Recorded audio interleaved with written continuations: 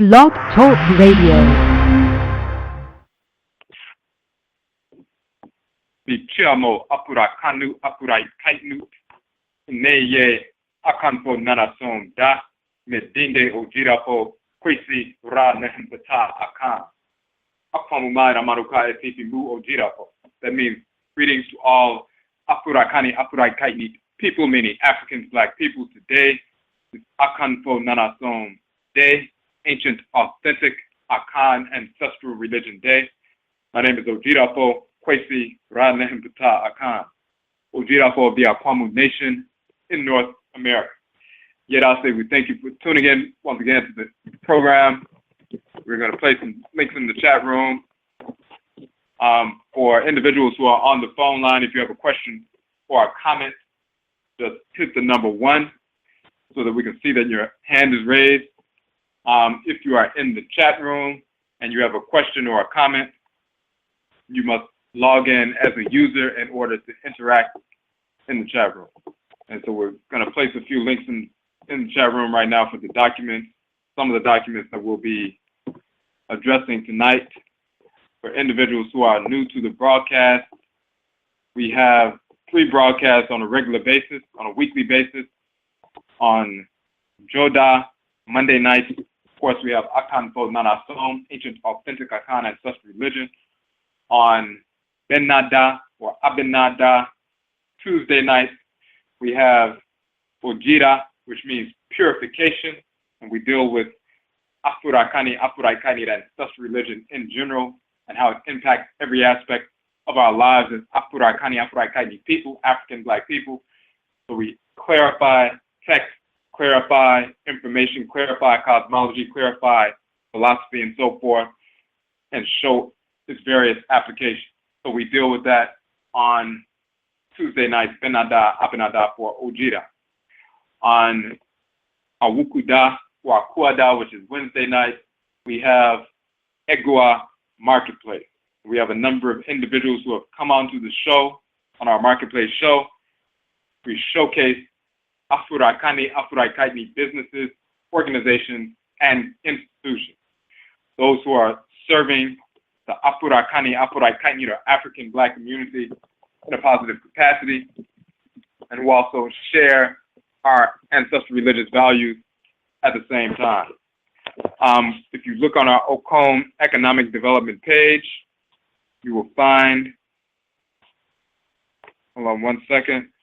Okay, so you look on the Akan Economic Development page, just put it in the chat room, you'll find the list of businesses, organizations, and institutions of those who have come onto the show, sharing information about their work in the community, and that list is ever growing. You'll also see that the Akan Economic Development Model page is based on our publication, Akan Economic Development Model. And you can download that publication from that page. It is an approach to economic development from an ancestral religious perspective, rooted in our ancestral religious values, a holistic approach to economic development for Afurakani, Afuraikani people. So you can download that model.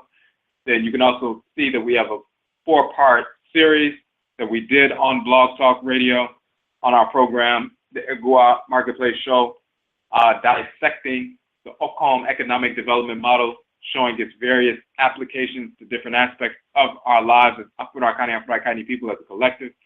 So therefore, you can download that 4-part series. We also have the broadcast Egua Kundi, Economic Warfare, as well as No Kwarefo Ne Amambre, Self-Employment and Ancestral Culture. So you can download all of those broadcasts on that particular page. And you can also go to the list of businesses, and you'll see the links to their businesses, links to their websites. You will also see the links to our 2-hour interviews where they came onto the show and sat with us to talk about their business, talk about their philosophy, talk about their approach to servicing the Afurakani, Afuraikaini community rooted in their ancestral religious values. So you'll be able to listen to the business owners themselves, the institution owners, the organization owners, the founders themselves, and learn about their endeavor. So all of that is on the page. part of the Akan economic development model is our strategy to starve the beast and feed the pride. So that means on a daily basis, on a weekly basis, we make an assessment to determine what funds we would have potentially wasted with the whites and their offspring, and then we starve the beast and we feed the pride. We reallocate those funds away from those white businesses, starve that white beast, and direct those funds to the business, organization, or institution of the week. We are supporting one Afurakani business organization or institution per week for 52 weeks. And when you see on the page, you'll see the list of businesses we've already supported over the past 5 months as a community. And that list, of course, is ever growing.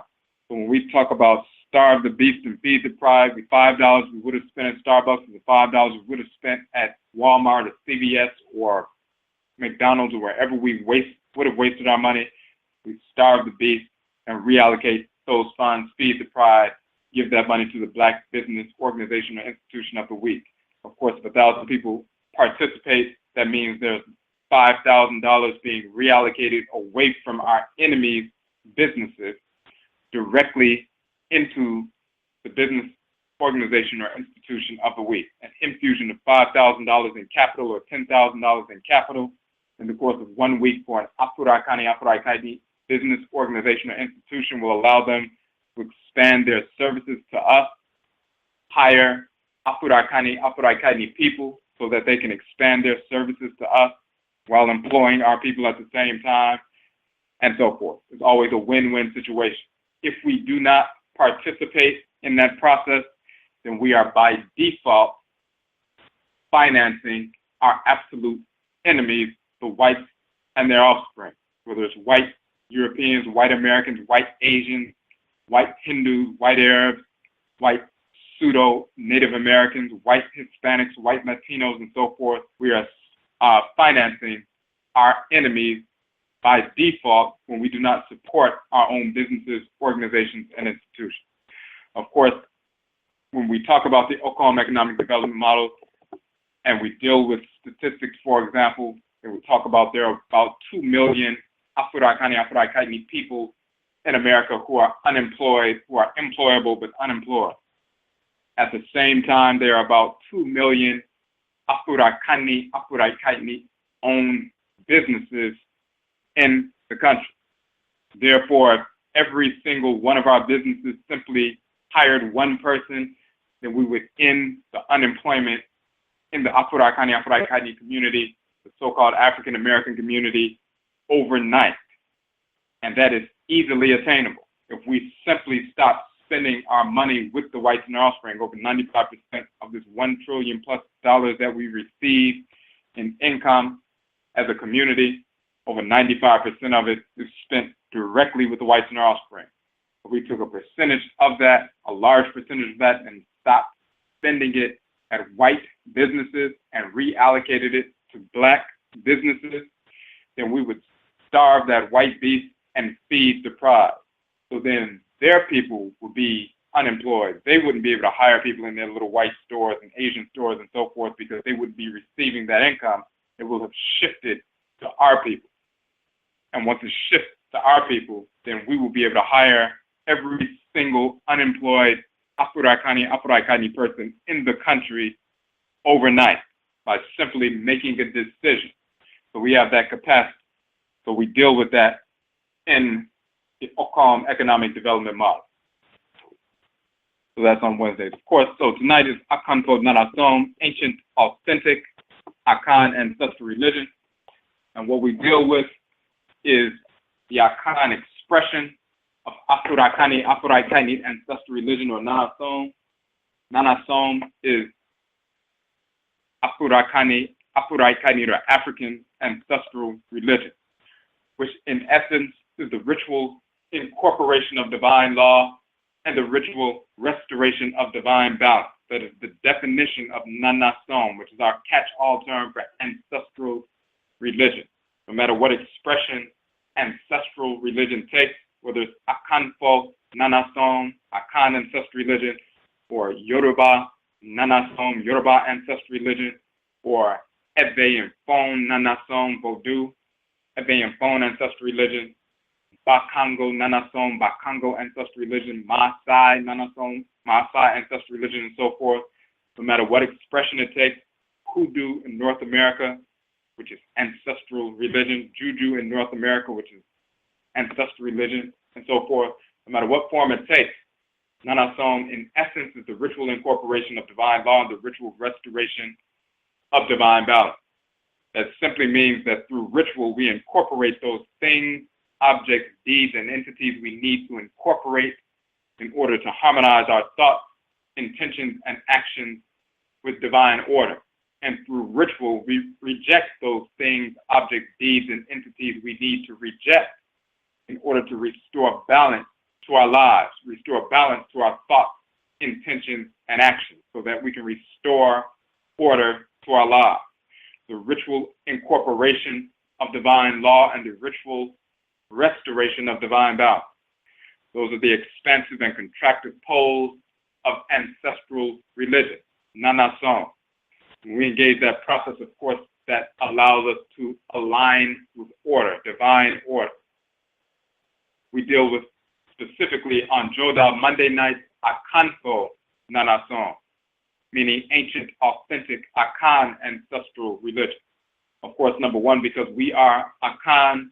Number two, there's a great deal of misinformation dealing with Akan philosophy, Akan culture, cosmology, and so forth that's been propagated in the Western Hemisphere, but also propagated on the continent by individuals on the continent who have been infected with white culture, with Christianity, Islam over the past few centuries, and white culture in general. And that infected mindset has infected their presentation of ancestral culture and religion, and therefore their presentation of Akan culture and philosophy is corrupted. And when people can't recognize that reality because they don't know the truth, then they assume that these individuals are giving them accurate information. In reality, they're being given corrupt information, misinformation.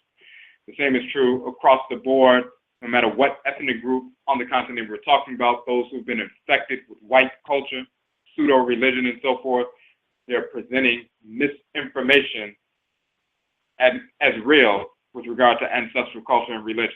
And then when we receive that without discrimination, then we incorporate nonsensical ideas, white, perverse ideas being cloaked and put forward as ancestral culture and religion. We begin to try to incorporate nonsense. So we return clarity to ancestral religious practice. We bring clarity, purification, jita and so forth, purification to these concepts, purification to philosophy, purification to cosmology, so we can bring clarity. So once we understand that, we can incorporate these things into our lives. Anytime you study any ancestral religious practice of Afro-Akani people, then fundamentally you're dealing with the same fundamental principles. Although the expressions are varied based on the culture, based on the experiences of the people in the culture, the fundamental principles are the same. Dealing with the great mother and the great father, the supreme being, who operate through the agency of the deities and the ancestresses and ancestors who are spiritually cultivated. That same structure you find throughout all ancestral religious practices, and those expressions are unique to the group, but the fundamental principles undergirding them are the same. So, this is what we're dealing with AKANFO NANASOM. We also deal with, when we say ancient, the Akan people did not originate in West Afro-Akai, just like many of the groups in that region. Western Central did not originate in those areas. Our people originated in ancient Kana, which is the title of ancient Nubia. We migrated to the western part of the continent over a couple of thousand years ago, after the fall of our civilizations in ancient Kemet and portions of Kanat or Nubia, migrated to the west and reestablished ourselves in the empire of Kana or Ghana. About 1,000 years later, because of invasion and corruption, Negroes being involved in Islam and allied with the whites and their offspring, the deterioration of that neighborhood came to be. So some of our people migrated from that region further south towards the forest belt and savanna regions and reestablished Akana or Akan civilization once again. A few hundred years later, some of our people were taken from those regions near the forest belt and the savanna regions during the Mmusuo Kese, the Great Perversity, the Enslavement era, and forced into the Western Hemisphere, North, Central, South America, the Caribbean, as well as Europe during enslavement. And this is how some of our people ended up in this area. So that's a true historical account. We also, of course, prove that linguistically and culturally and ritually and so forth. So when we deal with ancient, authentic Akan ancestral religion and ancient, authentic ancestral religion in general, we're dealing with our ancient ancestral culture that is born of our blood circle, born of our ancestresses and ancestors that's carried in our kra, nemoja, our soul and blood. So therefore, we can't be given an ancestral religion by anyone. Born of our blood circle. Our ancestral religious practices are given to us by our ancestresses and ancestors directly through blood transmission. It is a transcarnational inheritance through successive rebirth through our blood circles, successive reincarnations. It's transcarnational inheritance. This is what we're dealing with. And that's ancestral religion in general, and ancestral culture in general. So we deal with that from that perspective.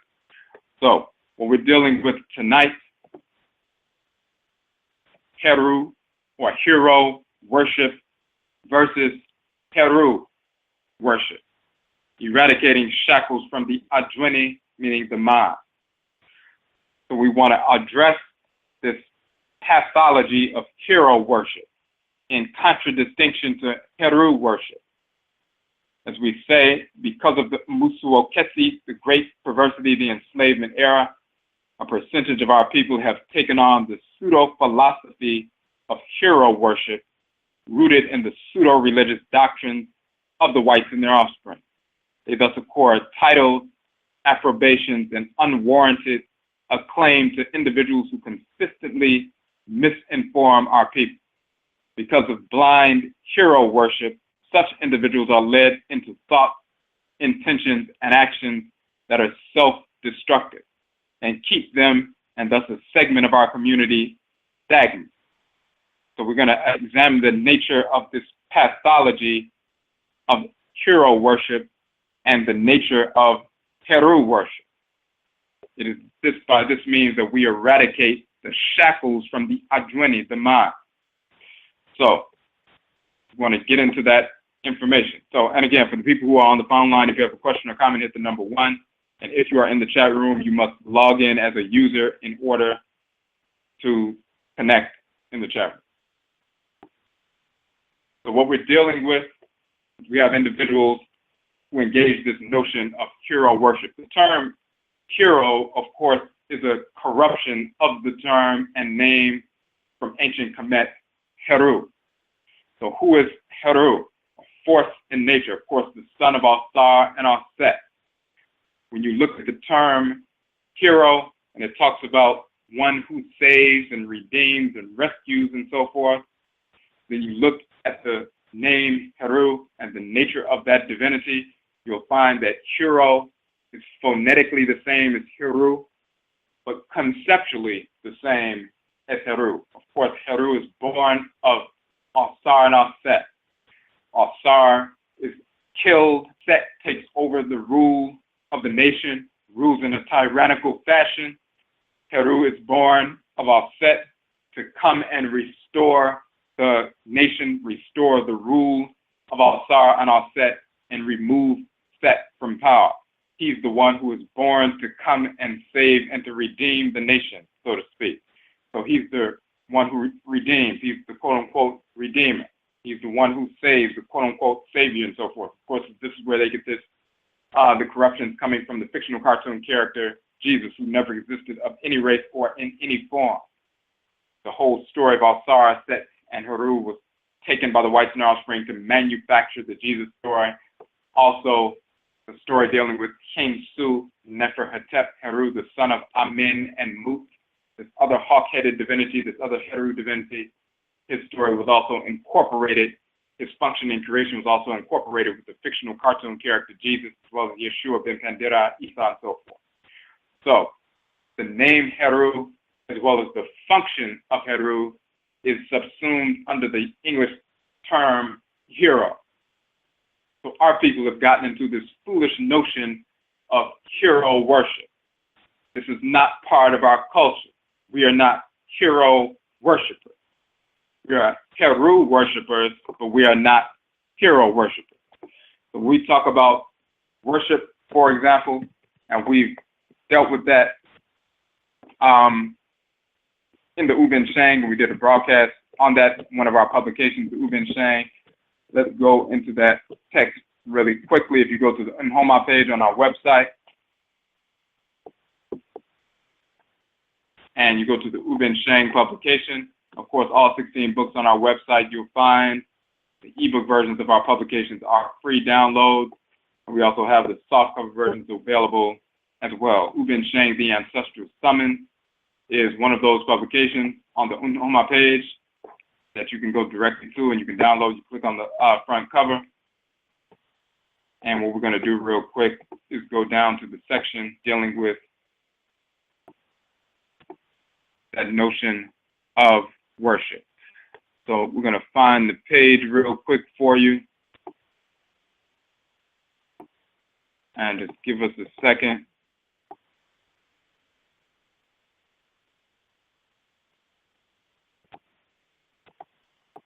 And we're going to pull it down. Give us one more second. I think it's on page.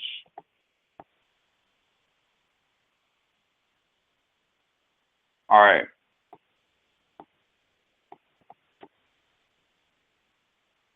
It will be on page 15. And what we're talking about specifically, and we dealt with this information in detail, dealing with Obwade Fatah and so forth. We just wanted to show this notion of worship. When we talk about worship, we're talking about word shipping. And in this particular piece, we were talking about idolatry. And of course, we are idolaters. And the title of this particular piece is God is an Idolater. An idol is, of course, a substance fashioned in a specific form according to a pre-existent pattern. In that form, when we talk about the divinity Ptah, he fashioned the world, fashioned planets, suns, moons, stars, fashions the bodies of Apurakani people, fashions our spirits and so forth. So when you understand what an idol is, substance fashioned into a specified form according to a pre-existent pattern, Ptah, the great fashioner, fashions our bodies and physical bodies, spirit bodies, and so forth. He's fashioning and substance in a pre-existent, according to a pre-existent pattern, substance into a specified form according to a pre-existent pattern. And therefore, the energy of Ra and Ra'et is sent into us so that we become animated. That divine living energy, our Ba and Ba'et, our divine living energy, a portion of the energy of Ra and Ra'et is placed within us, shipped within us, so that energy is shipped or sent into us. Those sound vibrations, energy moving through space generates sound vibrations. Sound vibrations, the collection of sound vibrations are words. So the words or the energy, the vibrations are shipped into us. That is wordship or worshipping and so forth, and worth shipping. So we talk about being direct emanation of Amen and Amenet, children of Amen and Amenet, the great father and the great mother called Nyame and Nyamewa in the Akan tradition. So the great God is Amen, the great goddess is Amenet. So when we say in this particular text, if you are of God, talking about Amen, if you're of goddess Amenet, then you have the right and the responsibility to idolize. Your idolatry is creative process. And we talk about just as the supreme being direct thought of fashion forms and then send energy into those forms.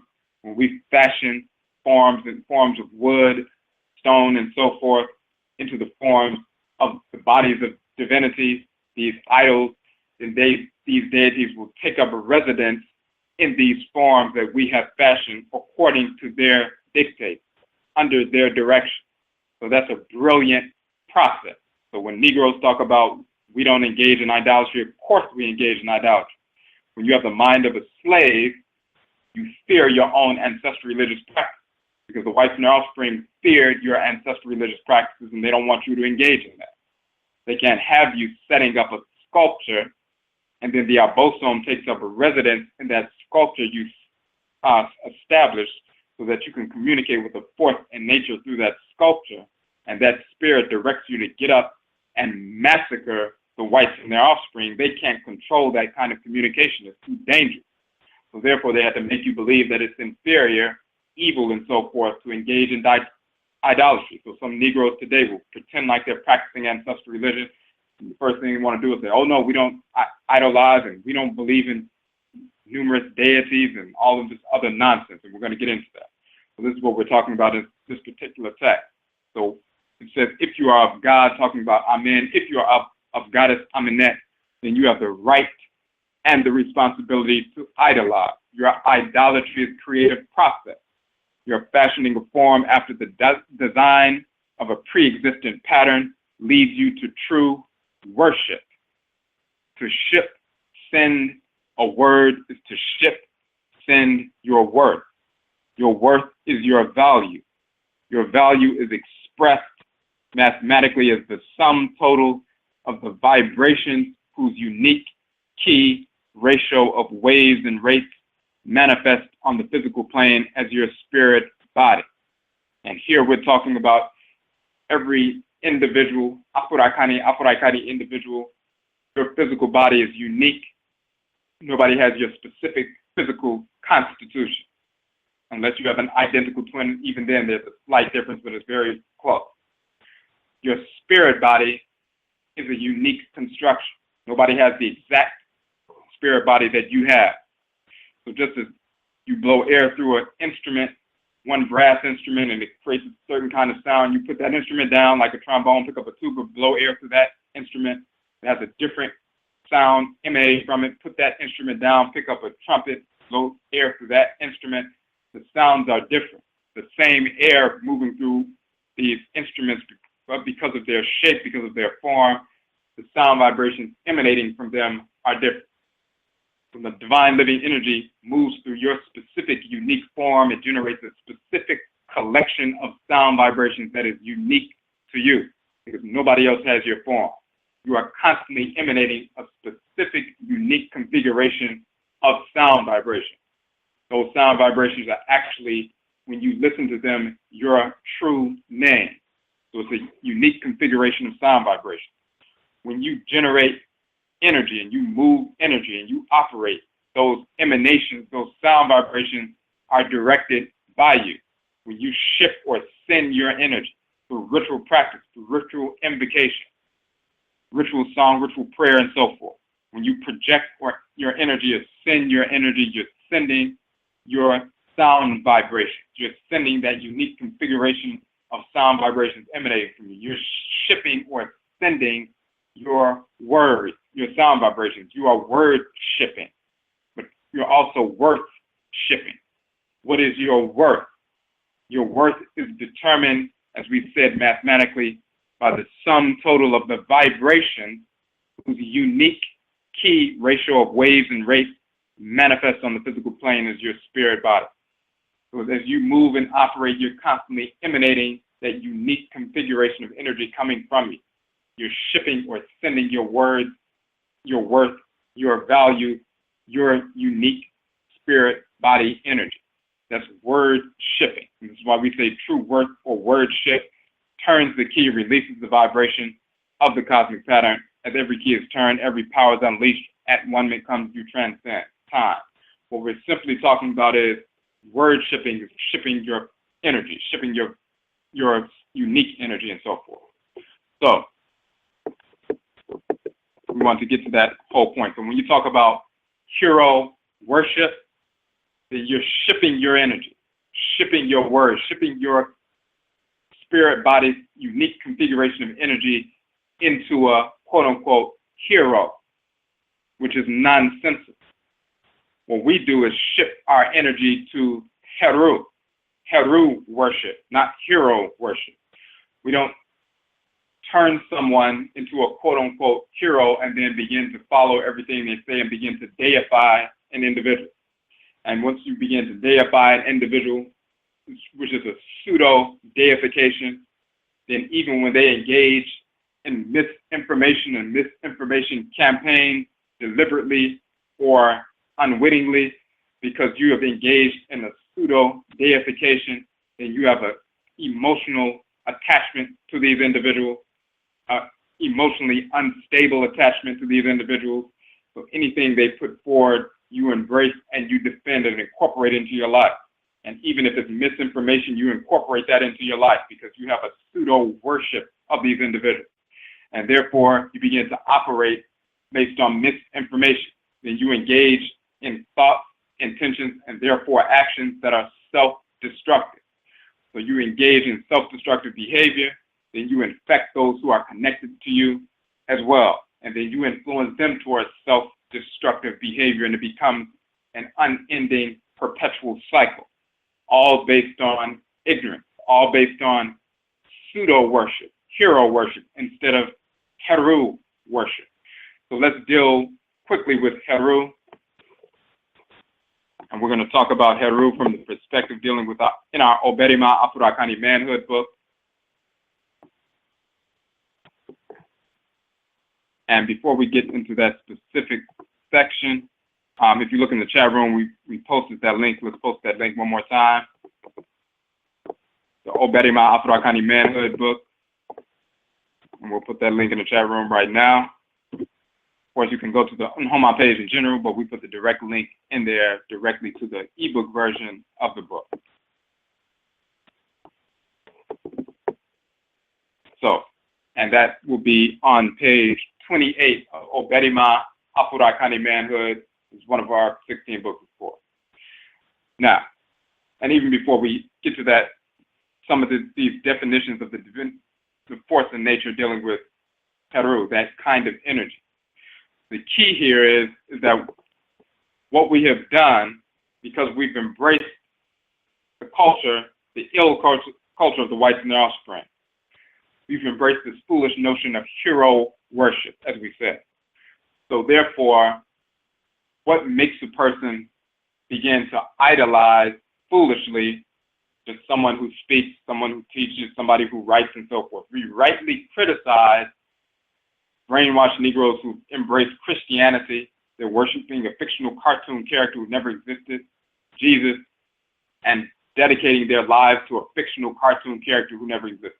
Some of our people embrace Islam and dedicating their lives to a fictional cartoon character, Allah, who never existed, or Yahweh, who never existed, or, of course, Muhammad never existed, Buddha never existed, all of these characters.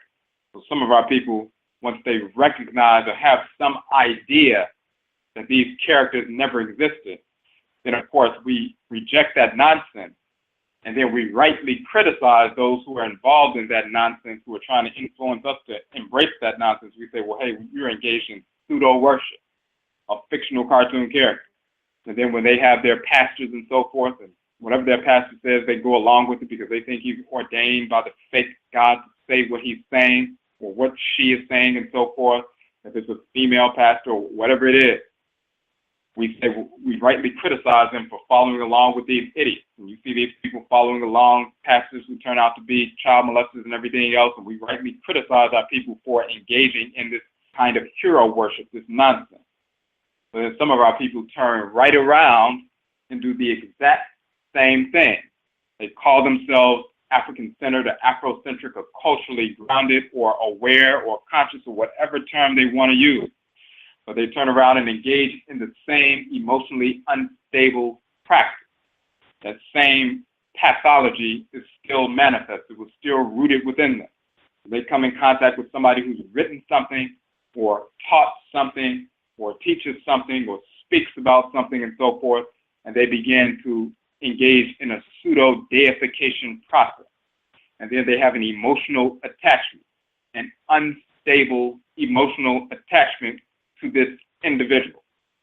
Even when the individual is misinforming the person deliberately or unwittingly, because they have that emotional attachment, and it's an unstable emotional attachment. They begin to say, well, whatever this person says, this is the real information. And anybody who goes against what this person says, then there's a problem with those individuals, because this person is the real deal. They'll reject any accurate information and come up with all kinds of excuses to reject reality so they can continue to follow this individual that they have engaged in the pseudo-deification process with. That's pathological. When people engage that kind of nonsense, then they begin to give titles to such individuals, and such individuals who have that same mindset, they begin to give titles to themselves. So now you have people utilizing the same titles that the whites and their offspring have been using for hundreds of years, and in some cases over 1,000 years or a couple of thousand years. We engage the same process using the same nonsensical titles. So now all of a sudden you have black people talking about calling people master teacher, grand master teacher, high priest, high priestesses, queen mothers, manufacturing all of these kinds of titles. And then when these individuals are misinforming people, they will come back and say, well, you can't say that about the grand master teacher. The grand master teacher taught this and taught that, even when it's misinformation, because they have an emotional attachment, which is insane. You can't talk about the high priest or the high priestess because they have this information. They got this information from the divine and so forth. Or some other people, they've been doing this for 20, 30, 40 years, 50 years. You can't talk about what they're saying. This is nonsensical behavior. The same, and it's hypocritical behavior, because the same approach that you use to criticize Negroes who are involved in Christianity and Islam and Hebrewism and everything else, all of a sudden you've abandoned those principles when you engage in the same process. So what puts somebody in that position where they begin to engage in the pseudo-deification process? And once they engage that process, then they can't incorporate accurate information anymore. They can't be criticized anymore. What puts the person in that position? When people have a sense of inferiority, when they have a sense of inadequacy deep within, because they've embraced deep within the whites and their offspring. No matter what they say on the surface, that doesn't mean anything. What's actually going on within will be betrayed by their behavior. So when people have a deep sense of inferiority and inadequacy because they have actually embraced the false identity forced upon us by the whites and their offspring, then they move forward and manifest behavior that reflects that deep sense of inadequacy. So, for example, you hear people call themselves, the black man is God, the black woman is God, and this kind of nonsense that is born of a deep sense of inferiority.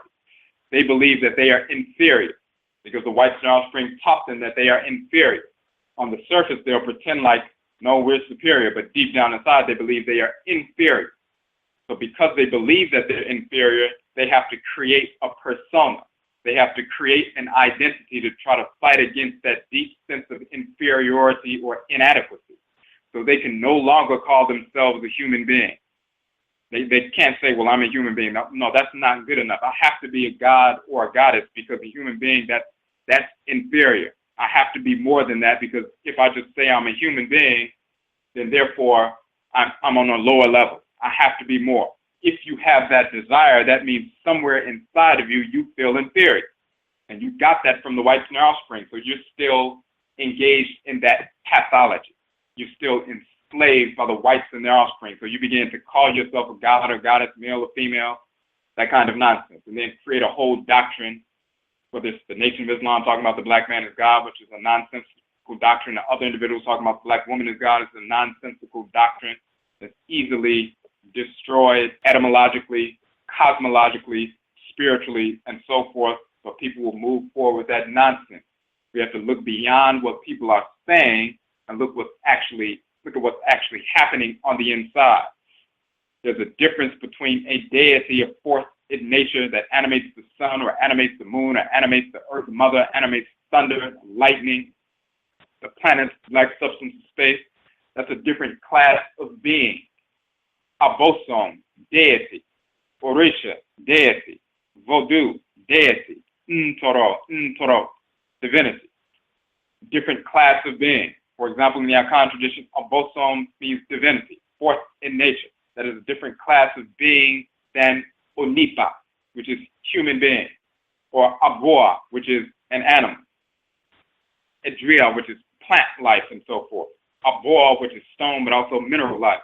These are different classes of being, and they all have their own value or worth based on the form that they have been given and the function they have been given by the Supreme Being before they even come into the world. So plant life has its own divine function in creation. Animal life has its own divine function in creation. Mineral life has its own divine function in creation. Nipa, plural for onipa, human beings, and specifically and only apurakani human beings have our own function in creation. The abosom have their own function in creation. This has always been known. This is reality. So why would Negroes run around and try to step outside of their classification, their actual class of being, and try to move from Nipa over to abosom? Because they feel that Nipa, human being, is inferior to abosom. So they want to be abosom. They want to be a deity. Who told you that being a human being is inferior? That you don't have a divine function as a human being? The whites and their offspring. So these foolish doctrines, the black woman is God, the black man is God, is born of a deeply seated and deeply seated sense of inferiority and inadequacy. And that is betrayed by individuals' behavior. And the more vociferous they are with regard to their presentation of these ideas, the more inadequate and inferior they feel on the inside. So when you see this happening, you want to see what's actually taking place. The same goes for individuals who foolishly engage in deification of teachers, writers, journalists, and so forth. In the community of the whites and their offspring, those who are inferior to us, of course, even within their perverse community, they've taught us to engage in self-hatred. They don't even engage in that level of self-hatred. They know that they're inferior for real. They're inferior to melanin-dominant Afurakani people by nature. They don't want to let that on, so they put forth this foolish notion of white supremacy to try to fool our people. They know it's not true. As long as they can get away with making us believe it, then they're going to run with it, because they're able to control our actions as long as we embrace that nonsense. But they know it's not true. They know they're inferior. But even in their inferiority, if there was a symposium on Egyptology, the white Egyptologists got together, then they would get together and talk about Egyptology, and that's that. They'll call up somebody to the stage, they'll talk about what they wrote, somebody else comes up, this is so-and-so, this is Dr. So-and-so, that's all there is to it. If some Asians were talking about archaeology, they will have their professors and have their writers, have their journalists and so forth talk about, archaeology. Same thing with any other group of the whites and their offspring. Why is it that when it comes to our people, and we have somebody who writes or talks or whatever, all of a sudden, this is the grand master teacher. The master teacher can't go against the master teacher. All of this nonsense. And if somebody criticizes and points out misinformation coming from these individuals who have been foolishly deified, then there's a fight, there's an argument, there's anger, there's emotional expression and outbursts and all kinds of nonsense, because you're going against the divinely ordained, divine master teacher, the pastor is what you're really saying. You're going against God's messenger in the world, all of this nonsense. Where do we get all of this? Why do even the inferior groups, the whites and their offspring, don't even deal with that? They wouldn't even have any of that nonsense going on. But we, who've been corrupted and trained by them, all of a sudden, we can't have regular scholars, regular writers, regular professors, regular teachers. Everybody has to be the grand master. Somebody has to be the high priest, the high priestess, the great queen, king, queen mother, and so forth. All of these pseudo titles. How did they become a high priest? Where did you get that from? Who made you a high priest? And what does that have to do with the rest of the population? Because we didn't make you that. So you're manufacturing titles just to make yourself feel good, and then forcing that upon certain individuals who have a low sense of self-esteem based on a feelings of inadequacy and inferiority, and they're looking for something to hold on to, looking for something to praise, because they don't feel like they have anything within themselves to praise, even though outwardly they pretend as though they're confident, but inwardly they're engaged in nonsense. So whether it's teaching or writing or engaged in medicine or whatever it is, we have to manufacture these to grandmaster, and at least the self-destructive behavior. If the quote-unquote grandmaster says that it's okay to smoke weed, you'll forget about all of the reality of the world. You forget about what happens to the melanin-dominant body when marijuana connects with melanin inside the body and disrupts melanin inside the body. The same thing with other drugs as well. But when marijuana gets inside the body of a melanin-dominant person, it creates a hybrid. The melanin molecule binds with that marijuana and so forth, creating that hybrid molecule, and begins to crave the drug. And so we get hooked quicker and stay hooked longer. It widens the synaptic cleft in the brain, for example. So the transmissions are slower in the brain when the synaptic cleft for the neurons, the space between the neurons and the synapses is widened because people are smoking. So this is why you get dizzy and fuzzy and so forth when you smoke and become high and so forth. Causes problems with regard to sperm cells, ovum cells, sets our people up for lung cancer and everything else. More carcinogens in marijuana smoke than regular cigarette smoke. The whites and their offspring want our people to be a nation of drug addicts. So, of course, they're promoting the decriminalization of marijuana because they want our people to be destroyed. And all they have to do is float the idea with false studies that, oh, there's nothing wrong with marijuana. Now, you recognize in any other situation, if the whites and their offspring murdered somebody on the street and they floated out a report saying, oh, they killed themselves, they hung themselves, we didn't do it.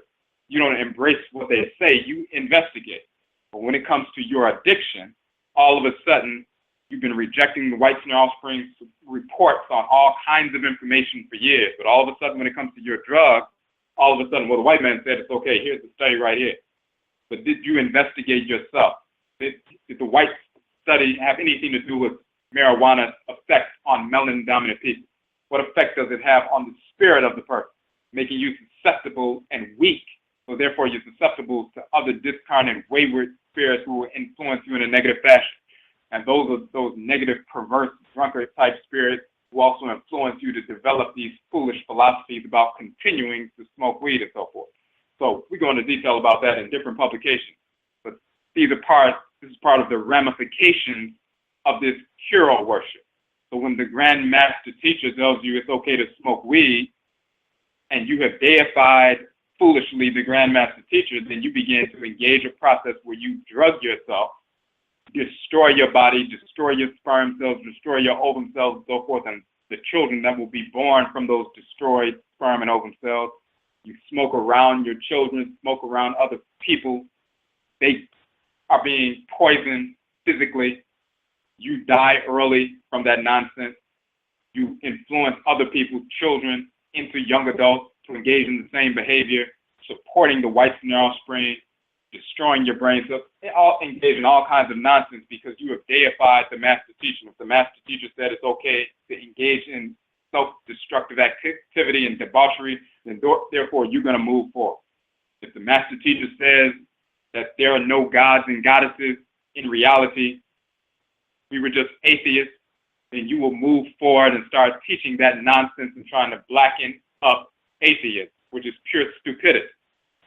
The deities, the forces in nature are not just laws, they're not just principles, they're not just expressions of ashe that are anthropomorphized, that is pure stupidity.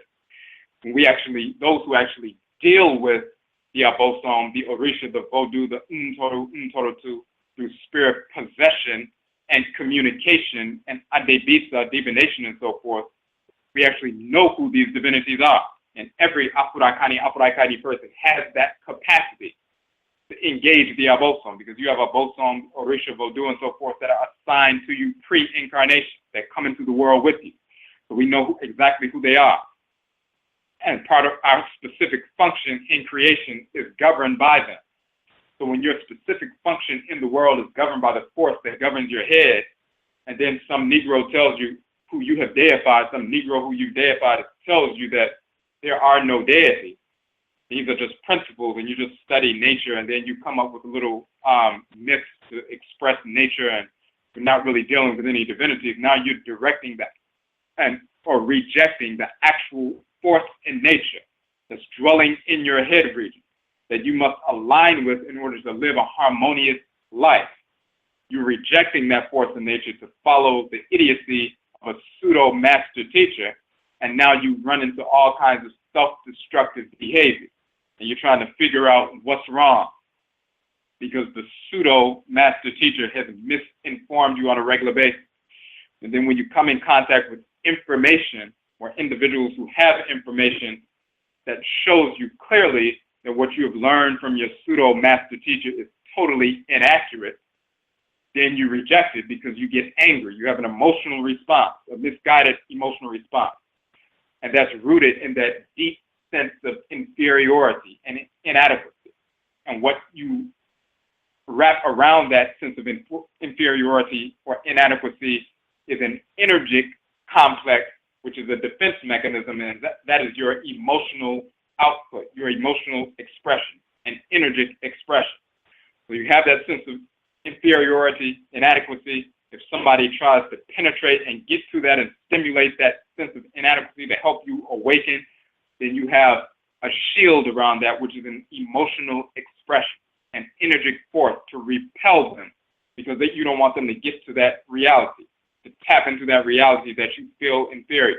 So you have an emotional outburst, whether they're fighting in person, arguing in person, cutting people off and separating themselves from friends and family and so forth because they're pseudo-master teacher or high priest or high priestess has been criticized or exposed, or whether you have individuals fighting online and so forth, all kinds of nonsense takes place because of this emotional instability. We have a lot of people who are emotionally unstable.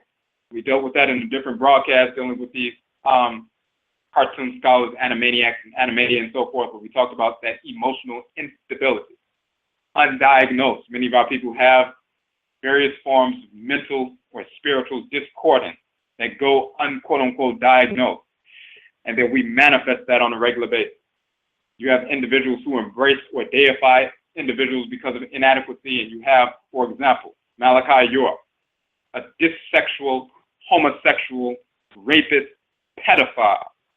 So this pervert, this clown that these Negroes embrace, whose philosophy is pure stupidity coming from the whites and their offspring, just simply plagiarized from white channel material, dealing with this extraterrestrial nonsense, which is totally inaccurate, coming from New Age bookstores and so forth. All the information you find in these little books and scrolls produced by Malachi York and his followers coming directly from the whites and their offspring. It is misinformation, pseudo-cosmology, pseudo-spirituality, pseudo-philosophy, totally inaccurate and idiotic, coming from the whites and their offspring and simply blackened up.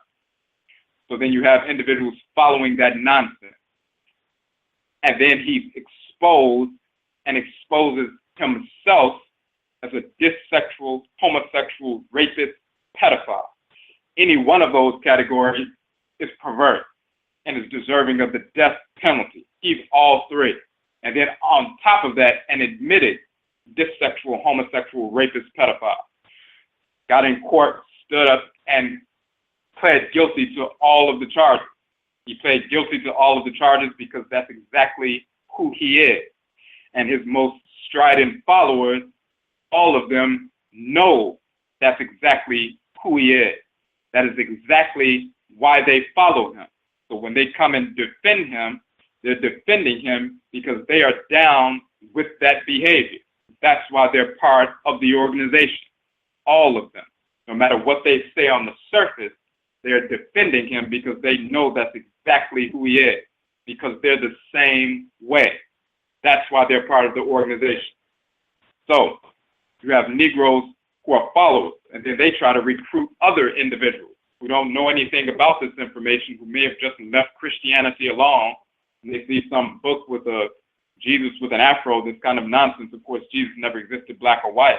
And they think that's amazing to see Jesus with an afro or talking about some nonsense about extraterrestrialism or something, because they've already been seeded with that idiocy from childhood, from the whites and their offspring, from movies, television shows and everything else. They've already been set up to be open to that foolishness. So then they come in contact with somebody and they blacken up nonsense that came from the whites and their offspring. They get a little bit excited, like, oh, maybe I should learn more.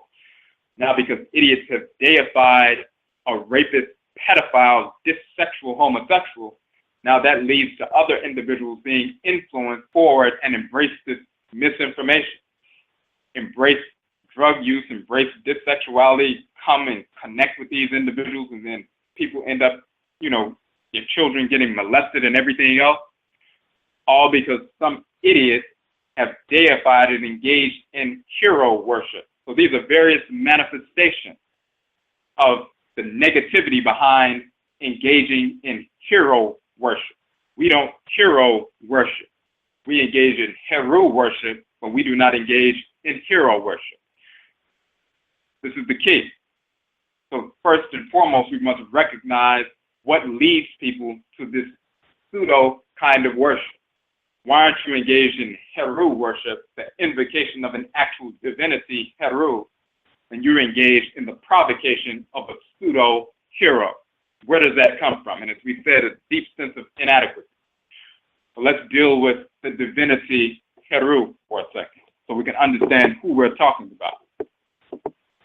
And again, we're going to our book, Oberima Afurakani Manhood. And if you get into the section, well, in fact, first, before we get to that, let me put in the chat room real quick. We also have an article on the Abosom Yao, which is a title of Heru, called Yao. He's called Yao, meaning fighter, confrontation, and so forth in ancient Kemet, and this is why he's also called Yao in Akan, the divinity of Yao Da, which is Thursday, and the planet Yao, which is Jupiter.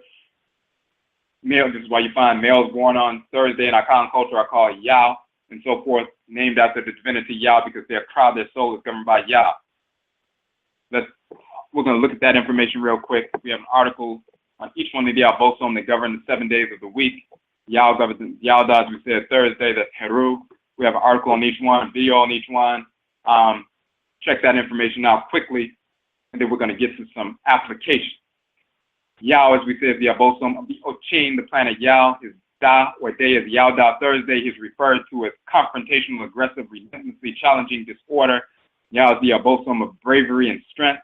Yao is the Abosom who governs the kingship, rulership.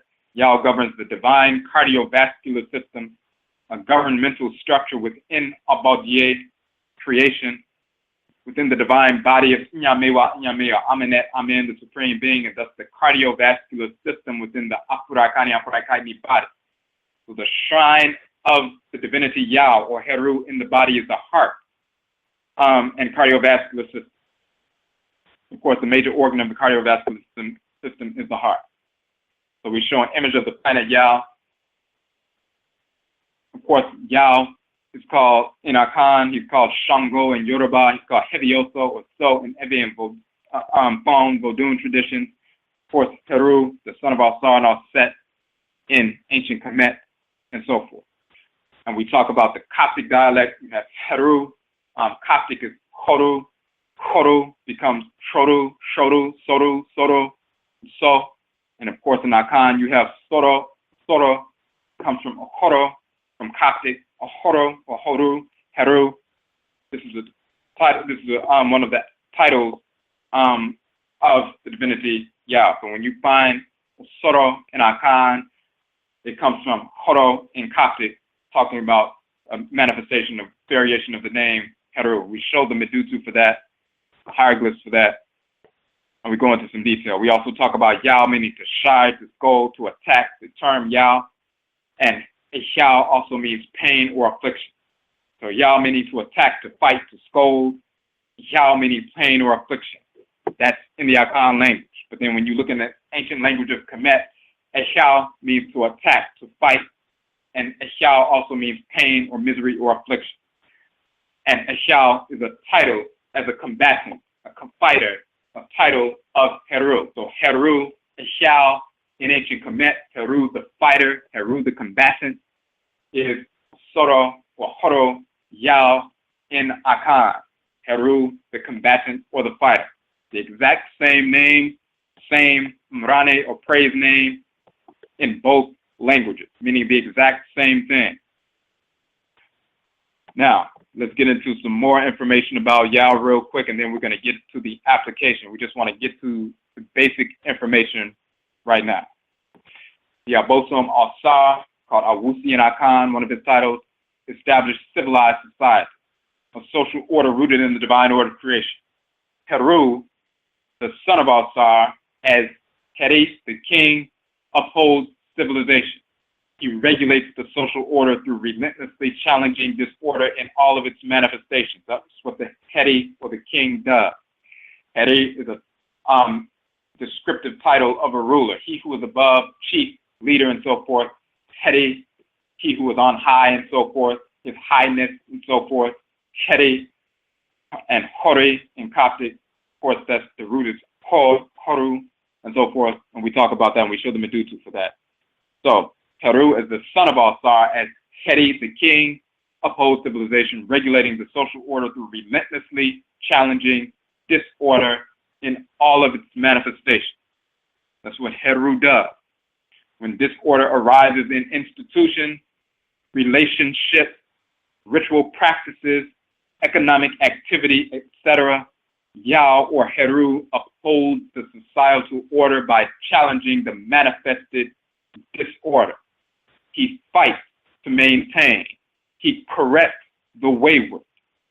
When that which is wayward is beyond repair, beyond correction, the Abosom Benna, who is called Heru Behudet in ancient Kemet, Ogun in Yoruba, the Abosom Benna, as he's called in Akan, steps in to eradicate, exterminate the purveyors of disorder. So that is Heru and Heru Behudet fighting together.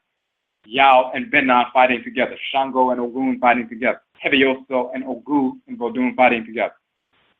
Yao operates through the heart, the major organ of the cardiovascular system. The heart regulates order in the body by releasing oxygen-filled blood in a measured fashion. Yao operates through the heart, or core, of all created things.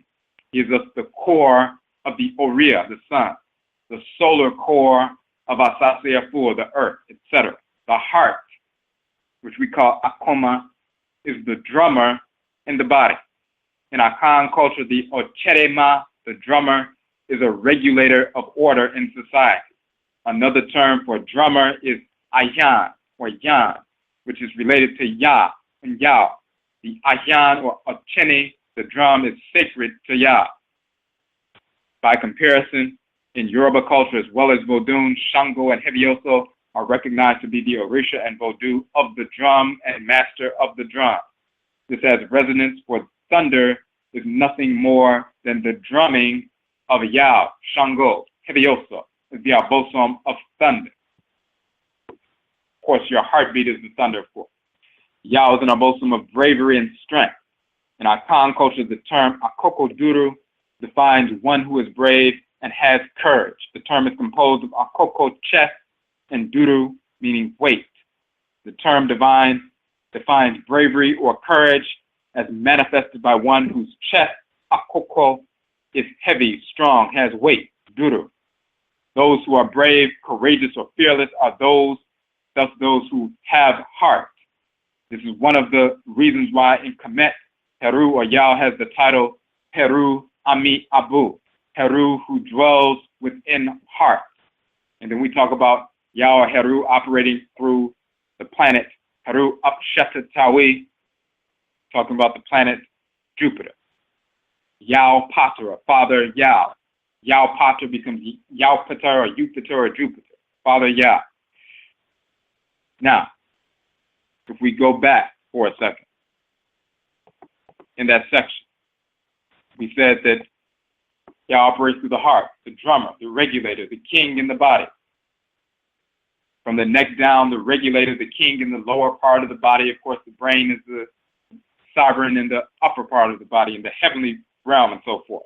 In the earthly realm of the body, the heart is the king. In the upper realm, you have the pituitary gland attached to the brain. That's the domain of all thought. And of course, the brain gives the direction to the heart in the lower realm, in the physical world. So Heru is dwelling in the physical world, sitting in the heart, sitting at the core, regulating all things. He upholds civilization as Heru. He regulates the social order through relentlessly challenging disorder in all of its manifestations. When disorder arises in institutions, relationships, ritual practices, economic activity, etc., Yao upholds the societal order by challenging the manifested disorder. He fights to maintain, he corrects the wayward. That means when we invoke this force in nature that is sitting in the heart, then we relentlessly challenge disorder. Your heart never stops beating. It's relentless throughout the course of your life.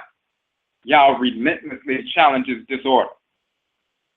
When you invoke this force in nature for bravery and strength and power, akokoduru, heavy chest, meaning having heart, power, and so forth, the heart to hold the nation together, the afurakani nation together, and also to relentlessly challenge disorder so it won't disrupt the nation, and punish and correct that which has become wayward. You're engaged in the invocation of Heru. You're engaged in the worshiping of Heru. That is Heru worship, invoking this divinity. This is not hero worship, it's Heru worship. If you're Heru worshiping and invoking this divinity, then you attune to that force in nature that challenges disorder. When somebody's engaged in the deification of a teacher, a so-called master teacher or so-called grand master teacher or so-called high priest or high priestess or king, queen, mother, and all of this nonsense, they're not challenging disorder, because when the disorder manifests from these individuals, then that emotionalism kicks in, that misguided, unstable emotionalism kicks in, and they're not challenging disorder, they're protecting the disorder. So they're not invoking Heru, they're not invoking what is true, what is right, what is correct, what is in harmony with Ma'an, Ma'at, divine law. They're trying to preserve the disorder. They're trying to preserve the Isfet and Isset, the female and male manifestations of that disorder. So this is what's going on. So let's go further with regards to the application of that Heru type energy to see what we're dealing with. And once we understand that and begin to incorporate this energy, of course, the heart and cardiovascular system is the shrine for Heru in the body, for Yao, but at the same time, the heart works together with the lung. So there's a heart and lung complex. So just like you have Yao, Ya, and Abba, these three divinities, Ya and Abba, are Wachet and Nekabet in ancient Kemet. So you have Heru, Wachet, and Nekabet.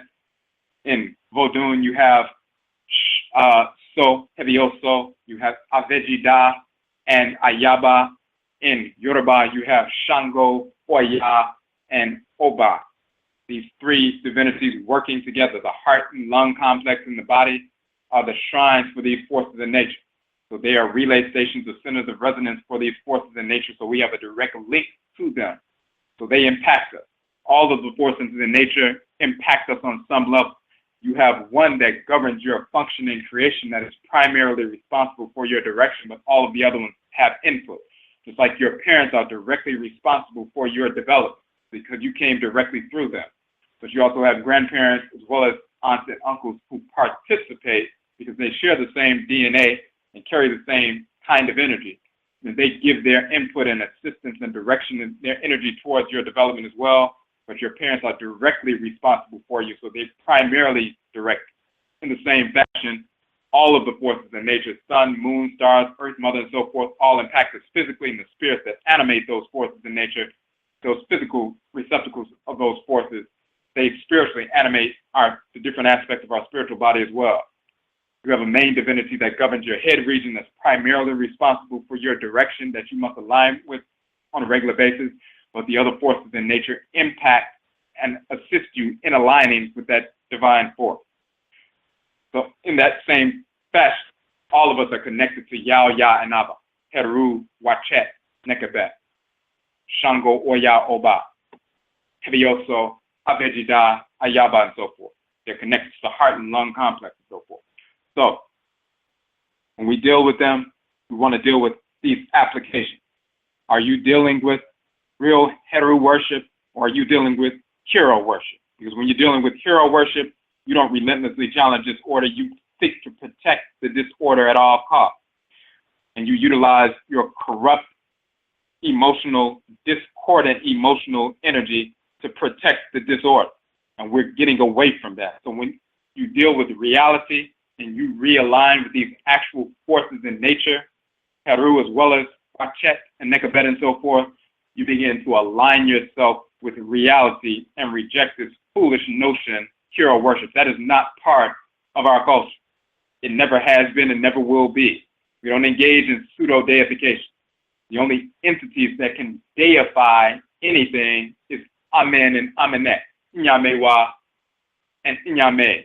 Amenet and Amen, the Supreme Being, the Great Mother, Great Father, and Supreme Being. And again, when we talk about quote-unquote deification, they are the ones who birth the forces in nature.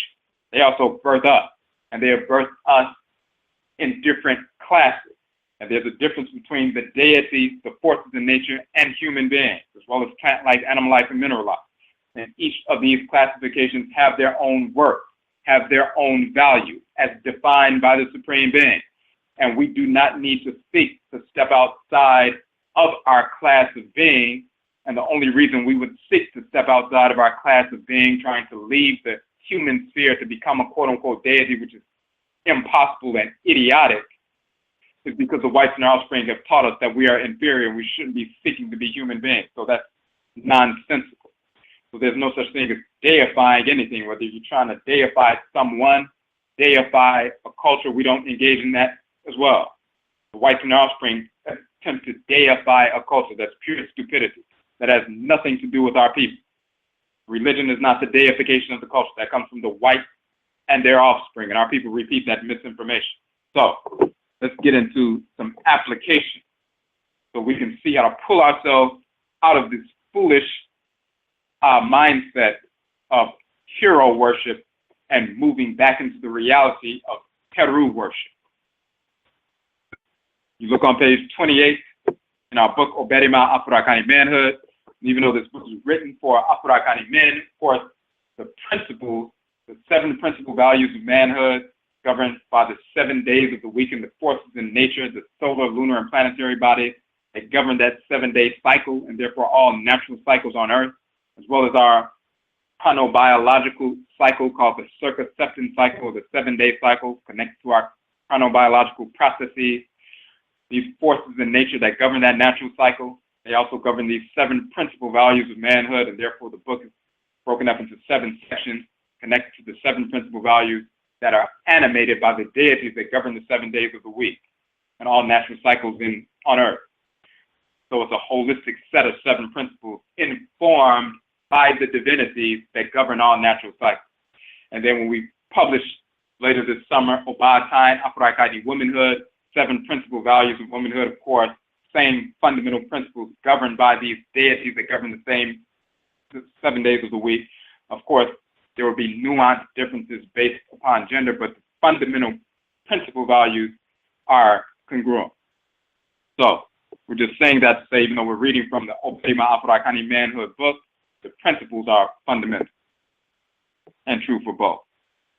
So you don't have to go through the first part. We were talking about the previous principles. Now, the tools that the Afurakani male has so far developed, and we had already went through the first 4 principles, and this was principle number 5. So when we say the tools so far developed, talking about the previous 4 principles and internalized, are necessary and sufficient for him to survive and thrive within any situation or condition wherein he finds himself at any moment in time. At the same time, new situations and problems will confront him and his people that have no precedent, and old situations, problems which have never been addressed sufficiently nor resolved will resurface. As life advances, we move into different cycles that are governed by different configurations of forces. These different cycles require that we utilize our thoughts, intentions, and actions in new but proper ways to confront and overcome the new obstacles. These different cycles also provide us an opportunity to resolve problems with a rejuvenated spirit that were left unresolved by previous generations. The Afurakani Oberima, or man, as well as the Afurakani woman, of course, is thus one who exercises proper insight. And of course, this whole section is governed by Heru.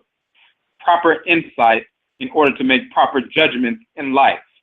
The Afurakani male then crosses the threshold of Oberima when he recognizes that exercising proper insight allows him to participate in the process of setting the precedent for overcoming new obstacles and bringing resolution to those problems which have been left unanswered. One may contract a disease and uses knowledge and awareness to reestablish balance, health to his body. He draws on the knowledge he has gained and the precedents that have been set to effect the cure. He may cure others as well with a time-tested method. However, one may move into a new environment and come in contact with toxins that have never been encountered before. There is no precedent set for establishing a cure for the new disease. Patterns that develop. The Afurakani Oberima man, as well as the Afurakani woman, must be able to confront the new challenge and overcome it. He must exercise proper insight in order to make proper judgment. This means that in order to be Oberima man, the Afurakani male must invoke his intuition, his insight, which is rooted in his Okra, the soul, the divine consciousness, the Ka, which is a drop from the ocean of divine consciousness of Nyamewa Nyame. And the Afurakani male invokes his Nhumu, his insight, the Eni, the eye of his Okra, the eye of his soul. He recognizes the manner in which he must apply his intelligence gathering process to confront and overcome new challenges that will confront him and his people. Already we're saying that if you're engaged in all these things, the insight and so forth, governed by Heru. Of course, we talk about the eye of Heru. This is the Nhumu, the divine insight, the eye of the Okra, the eye of the soul, and so forth. So we're already talking about somebody utilizing their Nhumu, their inherent intuition, the eye of their Kra, that which was placed in their head region by the Supreme Being to make proper judgment so they can make proper decisions and operate in a harmonious fashion to relentlessly challenge disorder. There's no process here deifying the teacher even though they're engaged in misinformation so they can just hang on to misinformation. You're not a man, you're not a woman if you don't exercise proper insight so that you can make proper judgments in life as a man and as a woman. The Afurakani Oberima must also invoke his Nhumu, his insight, in order to resolve problems that have been left unresolved in our Oman nation. That includes misinformation that has been perpetuated for decades by individuals who are deliberately misinforming people or misinforming people through ignorance to resolve problems that have been left unresolved in our nation, in our Oman, our community, Afurakani community specifically. Those problems that have kept us stagnant, ill, self-destructive, and dependent. The invocation of Nhumu, insight, is an act of independence, of maturity, for it establishes for the Afurakani male, of course, it's also the Afurakani female, that the reality that his or her consciousness is directly connected to the divine consciousness of Nyamewa Nyameo, Amenet Amen. This means that there is no problem that cannot be resolved. There is no obstacle that cannot be overcome. As Afurakanu, Afurakainu, we have the capacity to see the consequences of misguided ideas and change course. Number one, before we create a major problem or exacerbate an existing one. And number two, after we have found ourselves in a negative situation and are seeking a way out.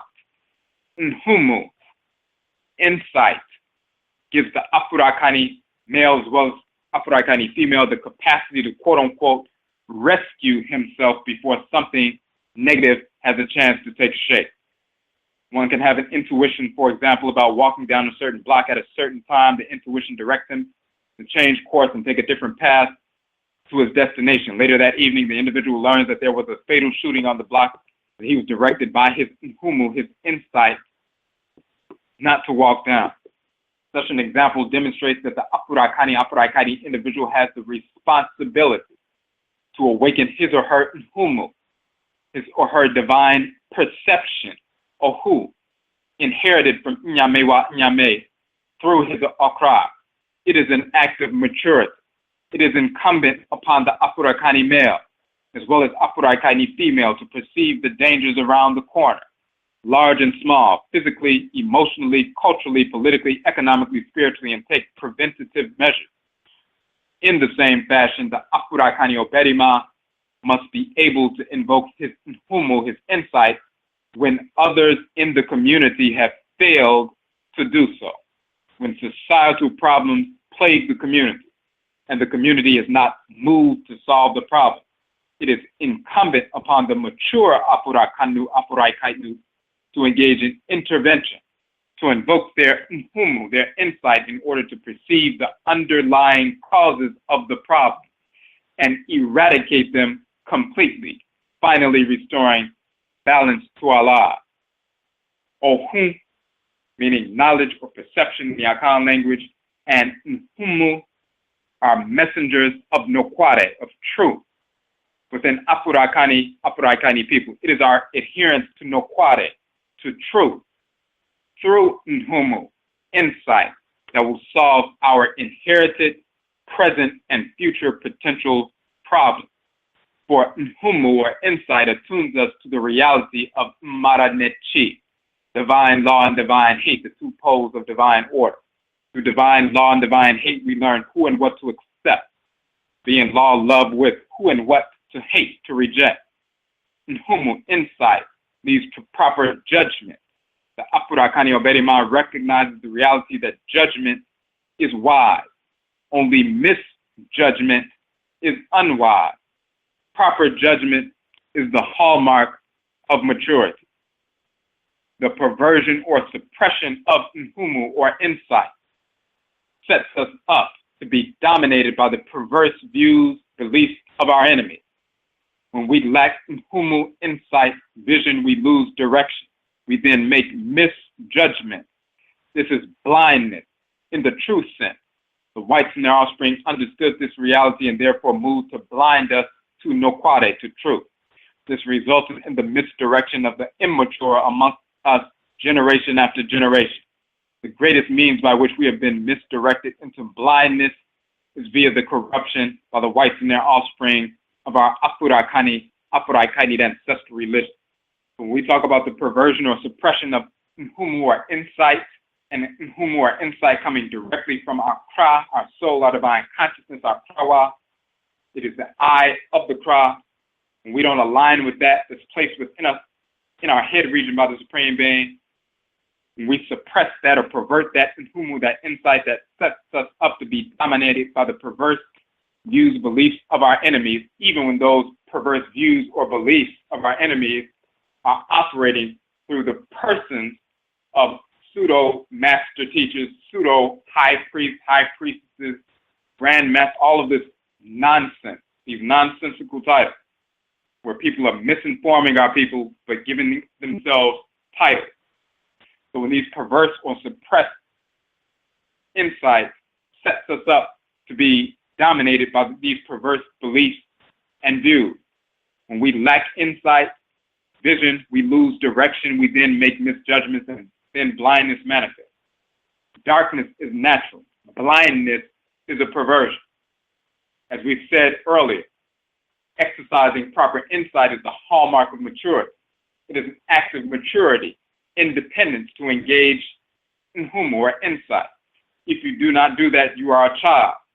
So if you abdicate your responsibility to be independent, and peer into these issues yourself and investigate yourself. Engage in proper investigation, unfolding these things, discovering, confirming, dealing with problems, obstacles that are presented in the present, as well as obstacles, problems, solutions, or dilemmas that haven't had a solution or resolution in the past, that have lingered from previous generations.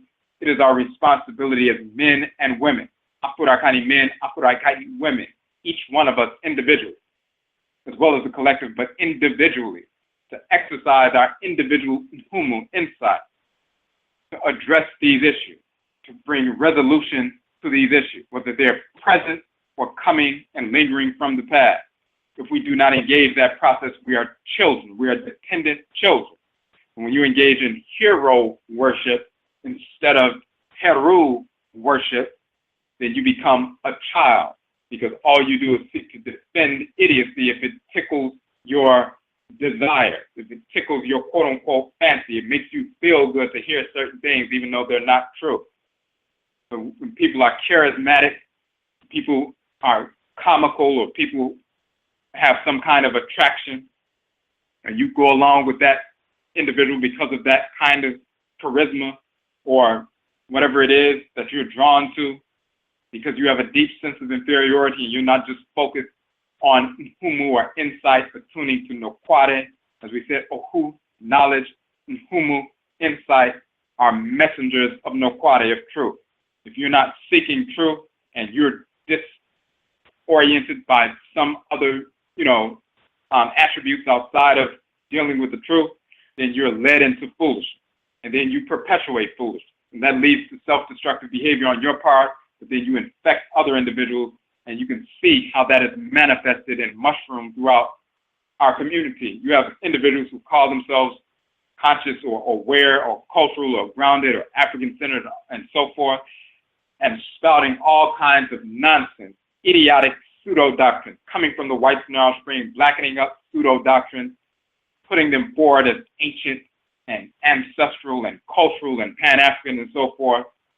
And then when they are challenged and exposed for having been misinformed and continuing to misinform, they retreat into defense of their pseudo-master teacher.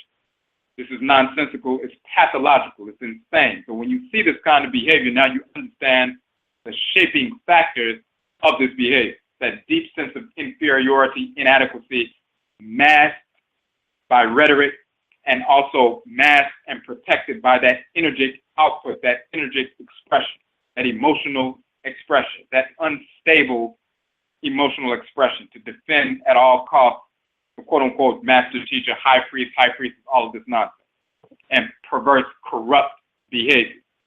It's no different than drug addiction. So, we have calls on the phone line. We have some people interacting in the chat room. Before we get to that, real quick, when we look at some of these titles that we use, high priest, grand master, master teacher, all of this nonsense that you have. What are we using these English titles for in the first place? If we're culturally grounded, we will look and seek within our culture, what should we be referring to ourselves as?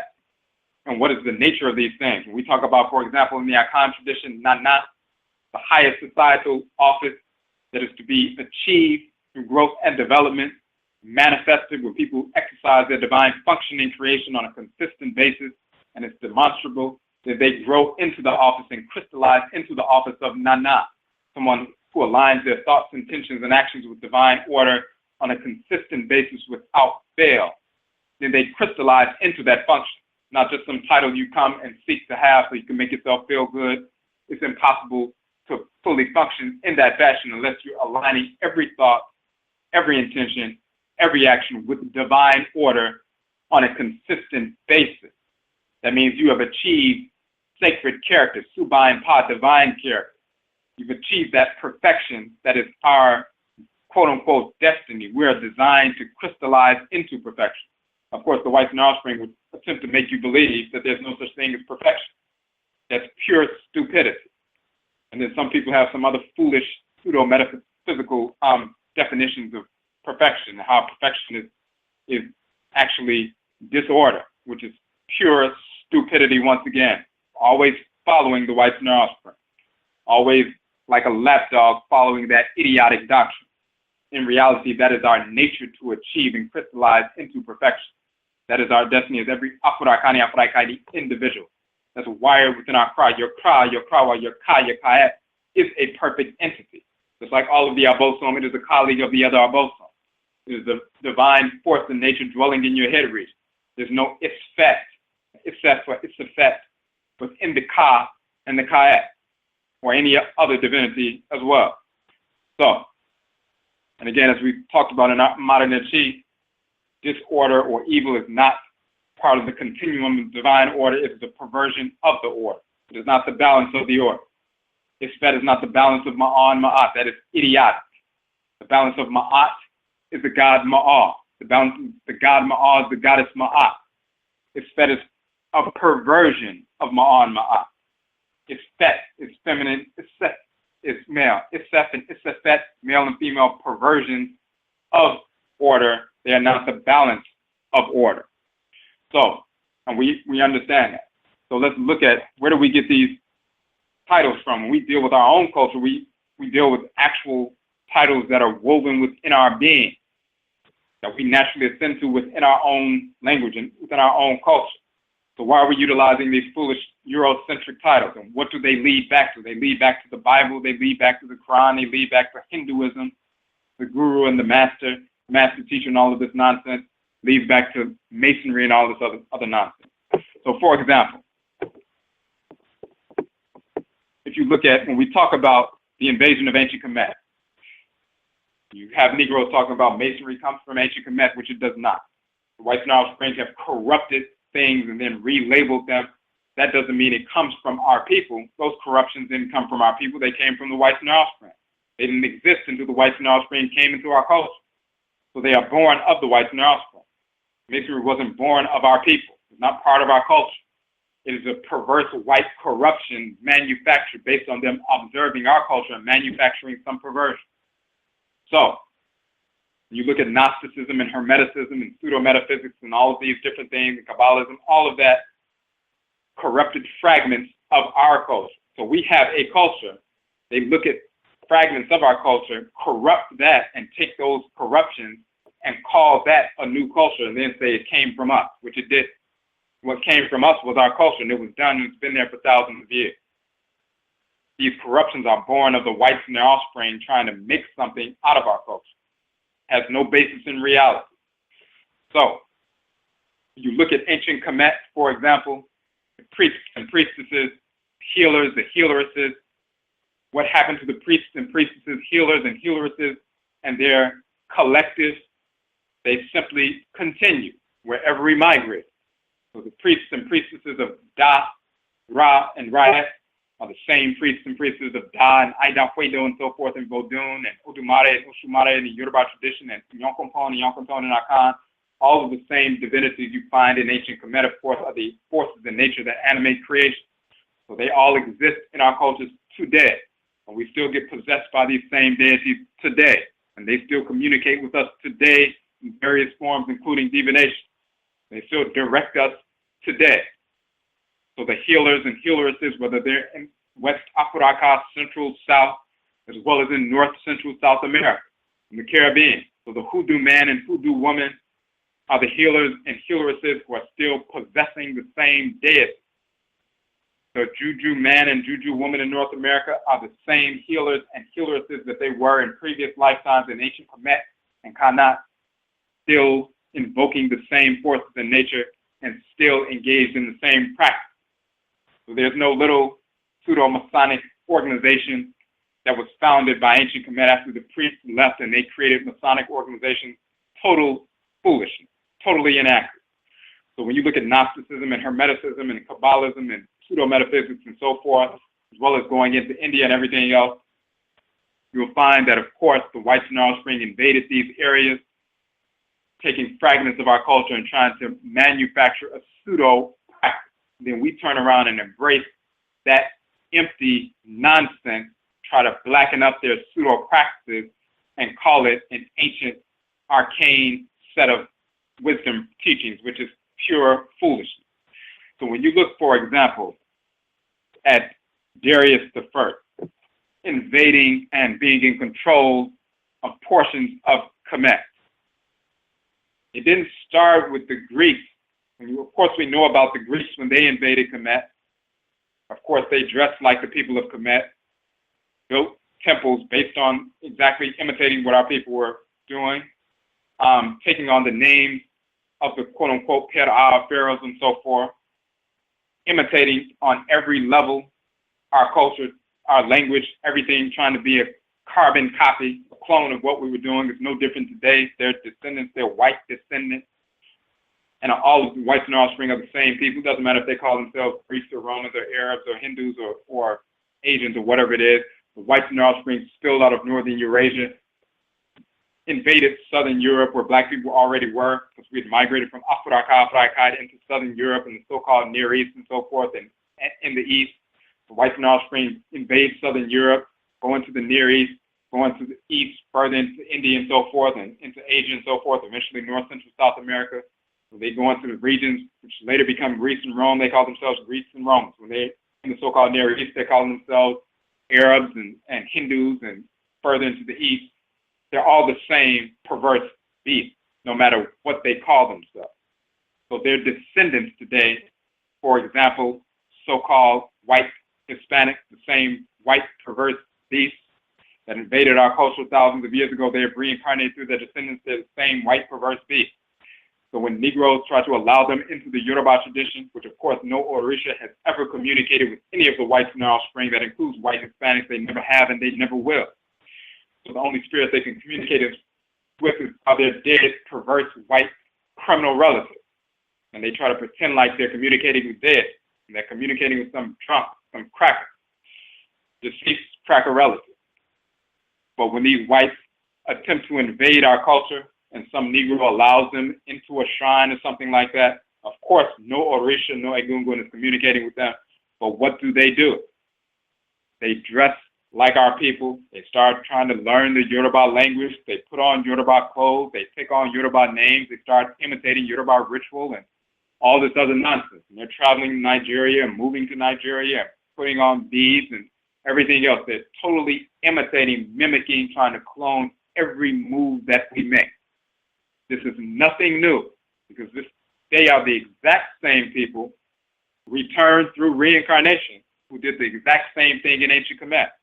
They were the white Greeks and Romans and so forth who were trying to clone every aspect of the culture and corrupt it all along, introducing homosexuality, dissexuality, perversity, pedophilia, and so forth, trying to introduce that as part of the culture once they embraced and started trying to clone our people, clone our culture. Of course, whenever you look at the Yoruba tradition, if white people are talking about it, they are trying to introduce homosexuality. That's the first thing you see, because they are perverts and dissexual, homosexual by nature. That is the nature of all of the whites in their offspring. White Europeans, white Asians, white Hindus, white Americans, white Hispanics, and so forth. These are sexual deviants by nature. They have always promoted that, and they will until we make them extinct from this earth. That is their nature. That's their origin. So, just like they're doing today, the same thing they did back then. But it didn't start with the Greeks. You go back further, before the Greeks got there, the Persians were there. And then you start seeing how they began to try to clone the culture, but then import that cloning. So, for example, you look at different texts, you can find this all anywhere, talking about Darius and his involvement in ancient Kemet. The Persian ruler Darius I. Some of them say Darius the Great. There are many sources that confirm that Darius imported Egyptian scholars and workers to Persia. Official Persian treasury and building records found in Persepolis mention the use of Egyptian sculptors. Meanwhile, in Susa, Darius himself boasts of the cosmopolitan quality of his temple, claiming, quote, and this is Darius speaking, the goldsmiths who wrought the gold, those were Medes and Egyptians. The men who wrought the wood, those were Sardians and Egyptians. The men who adorned the wall, those were Medes and Egyptians. This is recalled by Diodorus Siculus who notes that Cambyses took Egyptian artisans along with treasures from the Egyptian temples to outfit the palaces in Susa and Persepolis. The Egyptian influence in Persian architecture is striking. At Persepolis, where distinctly Egyptian Cavetto-top doors predominate, while the columns in Apadana carry Egyptian capitals with attached papyrus buds. This importation of Egyptian craftsmen was not solely due to a desire to create a new cosmopolitan Persian capital. Egypt in this time period was regarded as one of the oldest and wisest of all civilizations. This is the reason why Cyrus sent all the way to Egypt. Cyrus, so-called Cyrus the Great of Persia, sent all the way to Egypt rather than to Babylon when he needed an eye doctor. So instead of dealing with his own people, he sends to Kemet for an eye doctor. This respect for Egyptian science and learning appears in the reign of Darius I as well, where the priest and chief medical officer, Uja Horeni, received orders from Darius to instruct the children of Persian nobles. And then there's a quote. I established them as students, all of them being sons of men of quality, without any sons of lowly people among them. I put them under the study of all subjects, meaning learning all. His Majesty Darius I ordered that I give for them every good thing, so that they might do all their work. I supplied them with all their useful things and all their equipment, as was in writing like before. This is the priest. This is the medical officer quoting directly. He's speaking directly.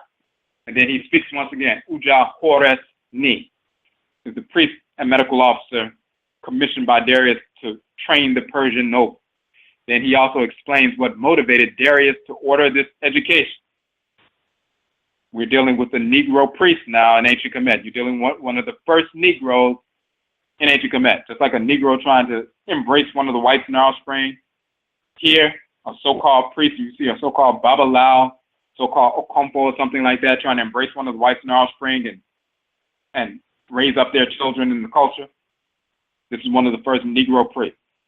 And he says His Majesty did this because he knows the effectiveness of the craft of healing all diseases and of establishing the name of every god, their temples, their offerings, and leading their festivals eternally. So thus, according to Uja Horeni, the Negro priest and medical officer that Darius directed, Darius knew the effectiveness of establishing the name of every god, their temples, their offerings, and their leading festivals. Darius's personal interest in Egyptian religion is best attested in a section of Diodorus Siculus, where he is said to have studied theology with priests while in Egypt. Again, white invasion of culture. This concern for Egyptian theology and rites may have also extended into an interest in Egyptian magic. However, this interest manifested itself as well in his support of the temple at Heb, so-called Hybis, the great temple of Amen at Hybis, or Heb. One might imagine that the incredible decoration of the Heb or Hybis sanctuary, which took place during the reign of Darius I, similarly represents this desire to catalog and establish the name of every god in order to preserve, but perhaps also to facilitate the transmission of this sacred knowledge. So we say all of that, reading some information about Persian influence. They were importing architects and scholars and sculptors into Persia from Kemet. So they invade Kemet, they import our scholars and sculptors and architects and so forth to bring that culture. If you see an image, for example, one of the major images of Darius in Persia, he's dressed and he's wearing the hem crown, that triple white crown, war crown and so forth. You see Heru Worship wearing and so forth. If you would just happen to look at it very quickly and look back, it looks like a king from ancient Kemet. And you look close and like, wait a minute, this isn't a king from ancient Kemet. He's wearing the same crown with the wings and the winged sun disk and everything, but it's actually in Persia, and it's Darius. So you see that automatically. But this is just giving some information that the Persians, and then later the Greeks, and then the Romans, of course, and others, Arabs and the other invaders, learning of the culture, can't really attune to the culture, because if you attune to the deities, you can attune to the culture. They can't attune to the deities, so they will never know the culture. But we're showing that they were already invading, and they were importing our culture, importing different aspects of the culture into their quote-unquote empire. And this later gives birth to these pseudo-doctrines like Gnosticism, Hermeticism, and Kabbalism, and so-called Masonry, and all this other nonsense, corrupted fragments of our culture, not our real culture. Our real culture was maintained in the blood circles of our people, not into some pseudo-Masonic nonsense.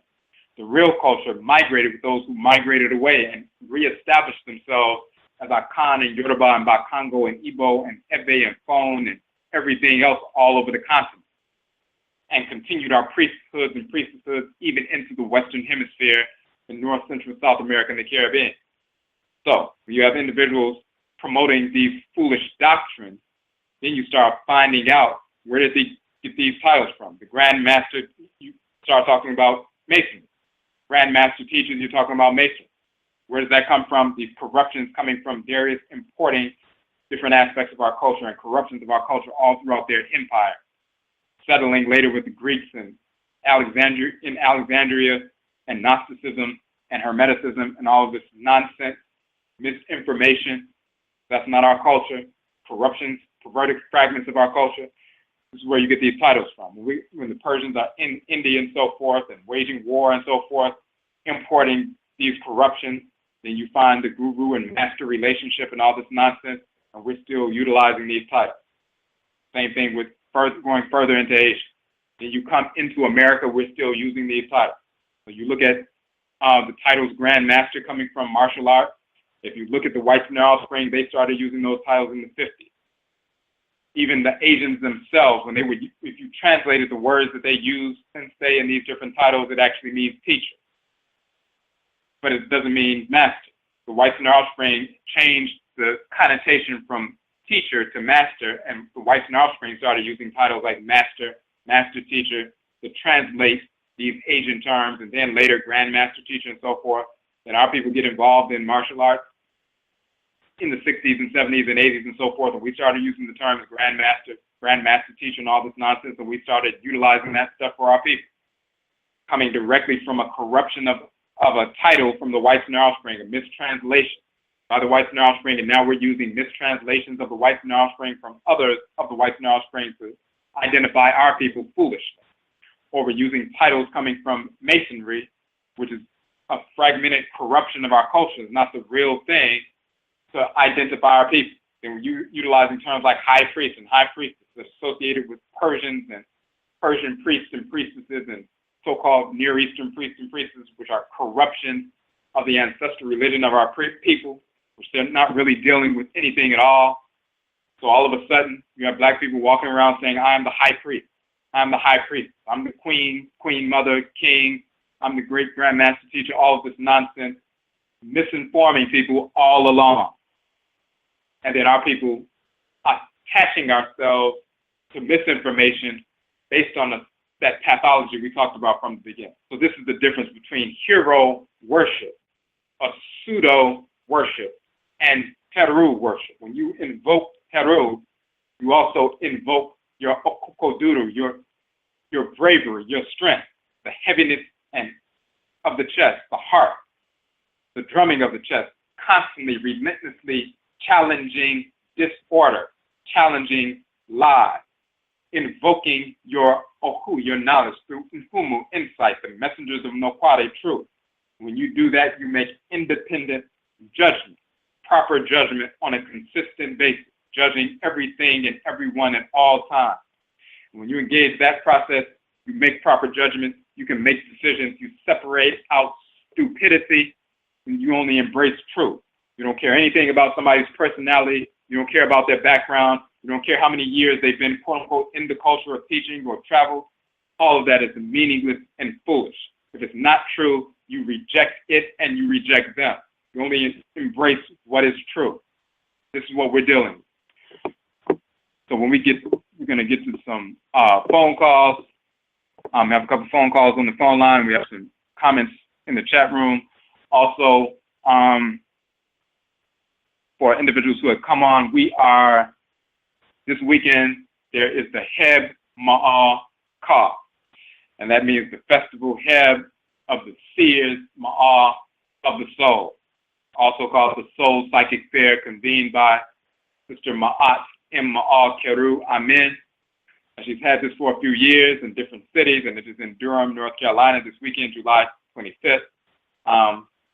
The Sister Ma'at has honored us once again to be one of the presenters at the Heb Ma'al Ka, the Soul Psychic Fair. So we will be in Durham, North Carolina for that event. What we always do when we have an event, when we do a presentation in different cities, part of our process, wherever we go, is we give away a free copy of one of our softcover books whenever we can to everyone who attends the event.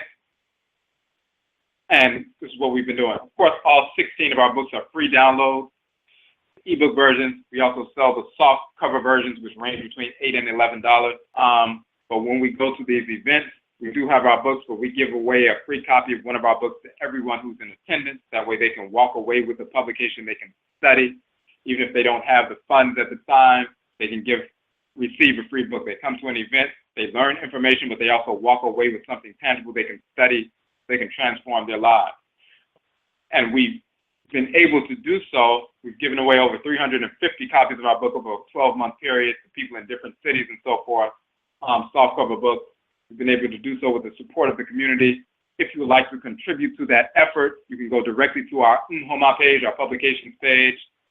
Any donation of $15 or more will allow you to receive one or more of our books. Of course, any purchase of our books assists us in this process as well. So whether you just make a regular purchase of our books, or if you make a donation, that will assist us in this process. The whites and their offspring give away free Bibles and Quran to our people every day all over the country.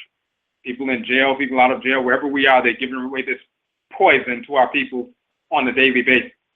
So we need to be able to give our people free books whenever we can, when we're in that position to do so. So with the assistance of the community, we have been able to do that, and we want to continue that process. So if you'd like to support that effort, and we can only do that through the support of the community, this is how we were able to give away over 350 books so far, because the community has supported, made donations, whether it was $10 or $5 or $15 or whatever. And again, $15 or more, you receive one or more of our books in return for your donation, because we appreciate you participating, or just a regular purchase of our book. All of that will assist us. We're trying to get the funds together as soon as possible so we can order the rest of the ink and supplies to print out that larger quantity of books. We typically print on demand to save costs. So, but we need to get that ink and those supplies in within the next couple of days, so we'll have time to print them out by the weekend. And sometimes we need to get a shipment, like we have to have a shipment of ink come in. It's going to take a couple of days. So as soon as possible, we need to raise those funds as soon as possible. We want to get every single person who comes to that event to be able to walk away with a free copy of one of the books. So that's our goal. That's always our goal. So, and yet I'll say for individuals who have already contributed, but if you would like to contribute, just go to the Nhoma page, our publications page on our website, ojidafo.com, and please make your donation, and we want to get this going as soon as possible. All right,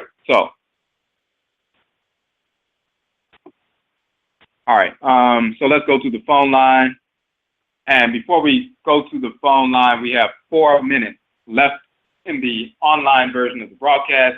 If you would like to listen beyond 11 o'clock as we finish up with the phone calls and so forth, and people in the chat room, their comments and questions, if you want to listen beyond 11 o'clock, you must log in with you must call in to get on the phone line. And you have about 3.5 minutes to call in.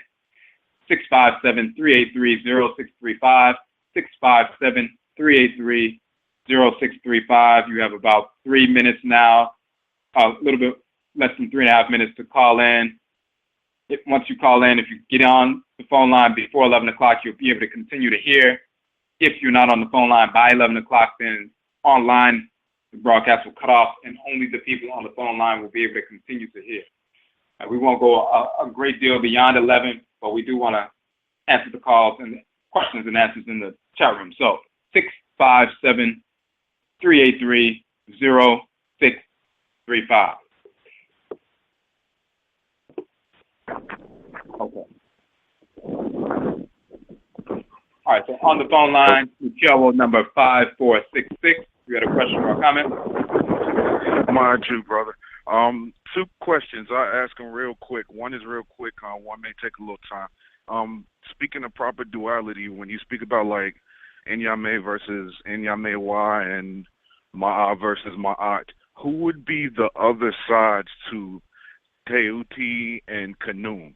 That's the first question. Like I said, that'll probably be quick. And the second question was more, once again, geographical movement. I know I was told that the Akan people, the Akwamu, didn't actually originate along the western coast of Africa. They actually originated towards the north, like maybe towards where the Phoenician Empire was and where Egypt actually was, and that they actually moved west when they were moving away from the invaders, from the Persian or Assyrian empires. Could you expound on that for me? Yes. So, the first question, you said the balance of Tehuti, of course, is Seshat. Tehuti is the great divine force, male force of the,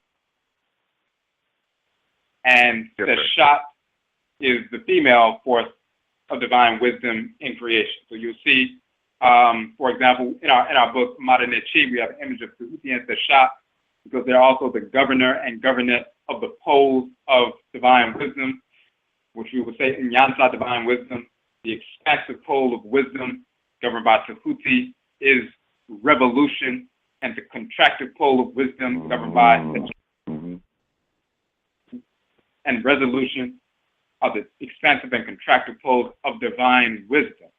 And when you're talking about wisdom, first you return to that source of consciousness, return, re-evolve, return, go around, and the earth moves around the sun and returns to its point of origin. It's made a complete revolution. Because evolve means to turn and re means back. So to revolve is to return, revolution to return back to its point of origin.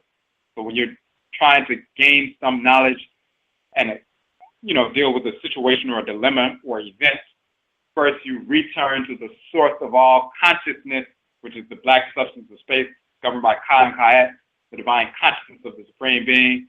You return, that is revolution, going back to your source.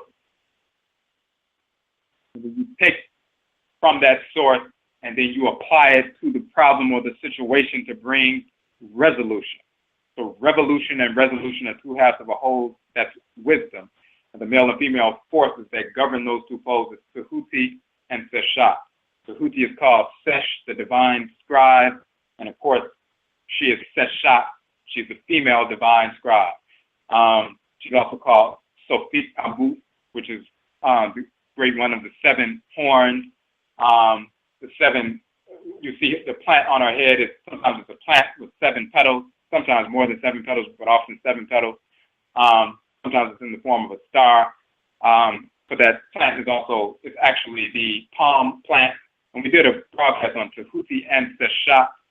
We went into details showing that these, just like they have the palm branches, the notched palm branches in ancient Kemet, regulating time and counting time and regulating order and calculating and so forth and measuring, dealing with the foundation of mathematics and civilization and so forth, measuring. And the Akan tradition, Abe or Abere, Kirifunuate, and Aberewa, the Tehuti and Seshat. The root is Abe, which means the palm tree. Bere also means time. Bereu means the palm oil leaves. So we're talking about that. And even Ebe means the proverb. And we talk about Ebe being a proverb.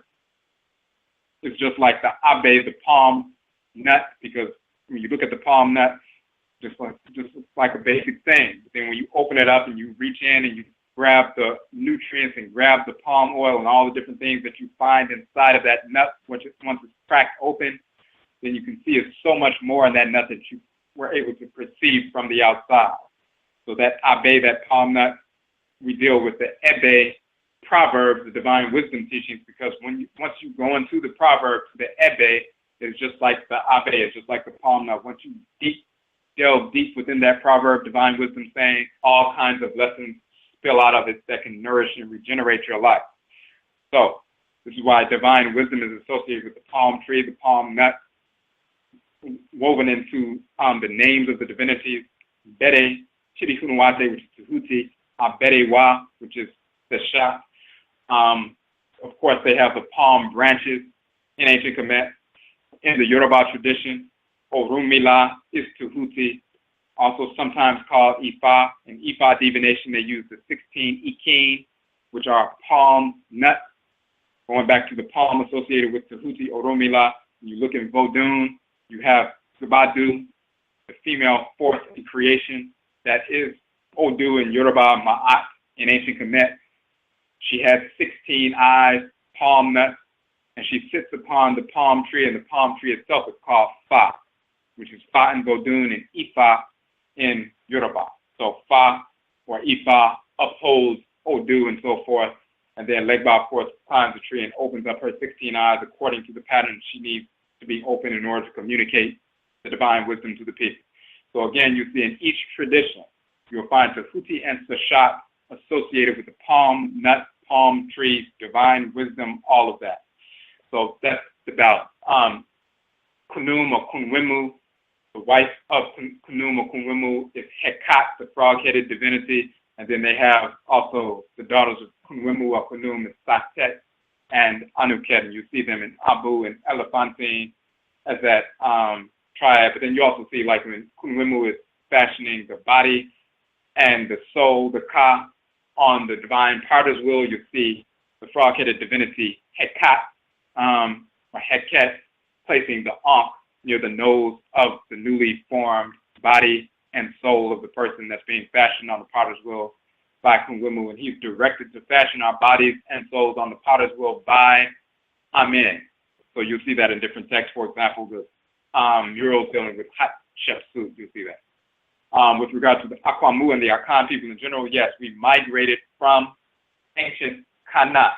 So if you look at our book, Hoodoo people, Afurakanu, Afurakainu to North America, Akan custodians of ancient, of Hoodoo from ancient Hoodoo or Undunu land, Kanita, Nubia. We go through some detailed information, as well as on our AKANFO NANASOM page, showing that the people of ancient Kanat, a title of Nubia, Kanat, are the Kanat people, or the Kanit people, or the Akan people. We migrated from that region. We still call ourselves Akan or Akanit, migrated to the western part of the continent, reestablished Kanat, meaning Nubia or Ghana civilization, maintained that for hundreds of years. After Muslim invasions, we moved from that region where Mauritania is now and Mali is now. We moved further towards the forest belt to the regions of today's Ivory Coast and Ghana, and reestablished Akana civilization in the forest belt over 1,000 years ago. And then a few hundred years after that, some of our people were snatched up from there and taken over here. So there's a direct migratory pattern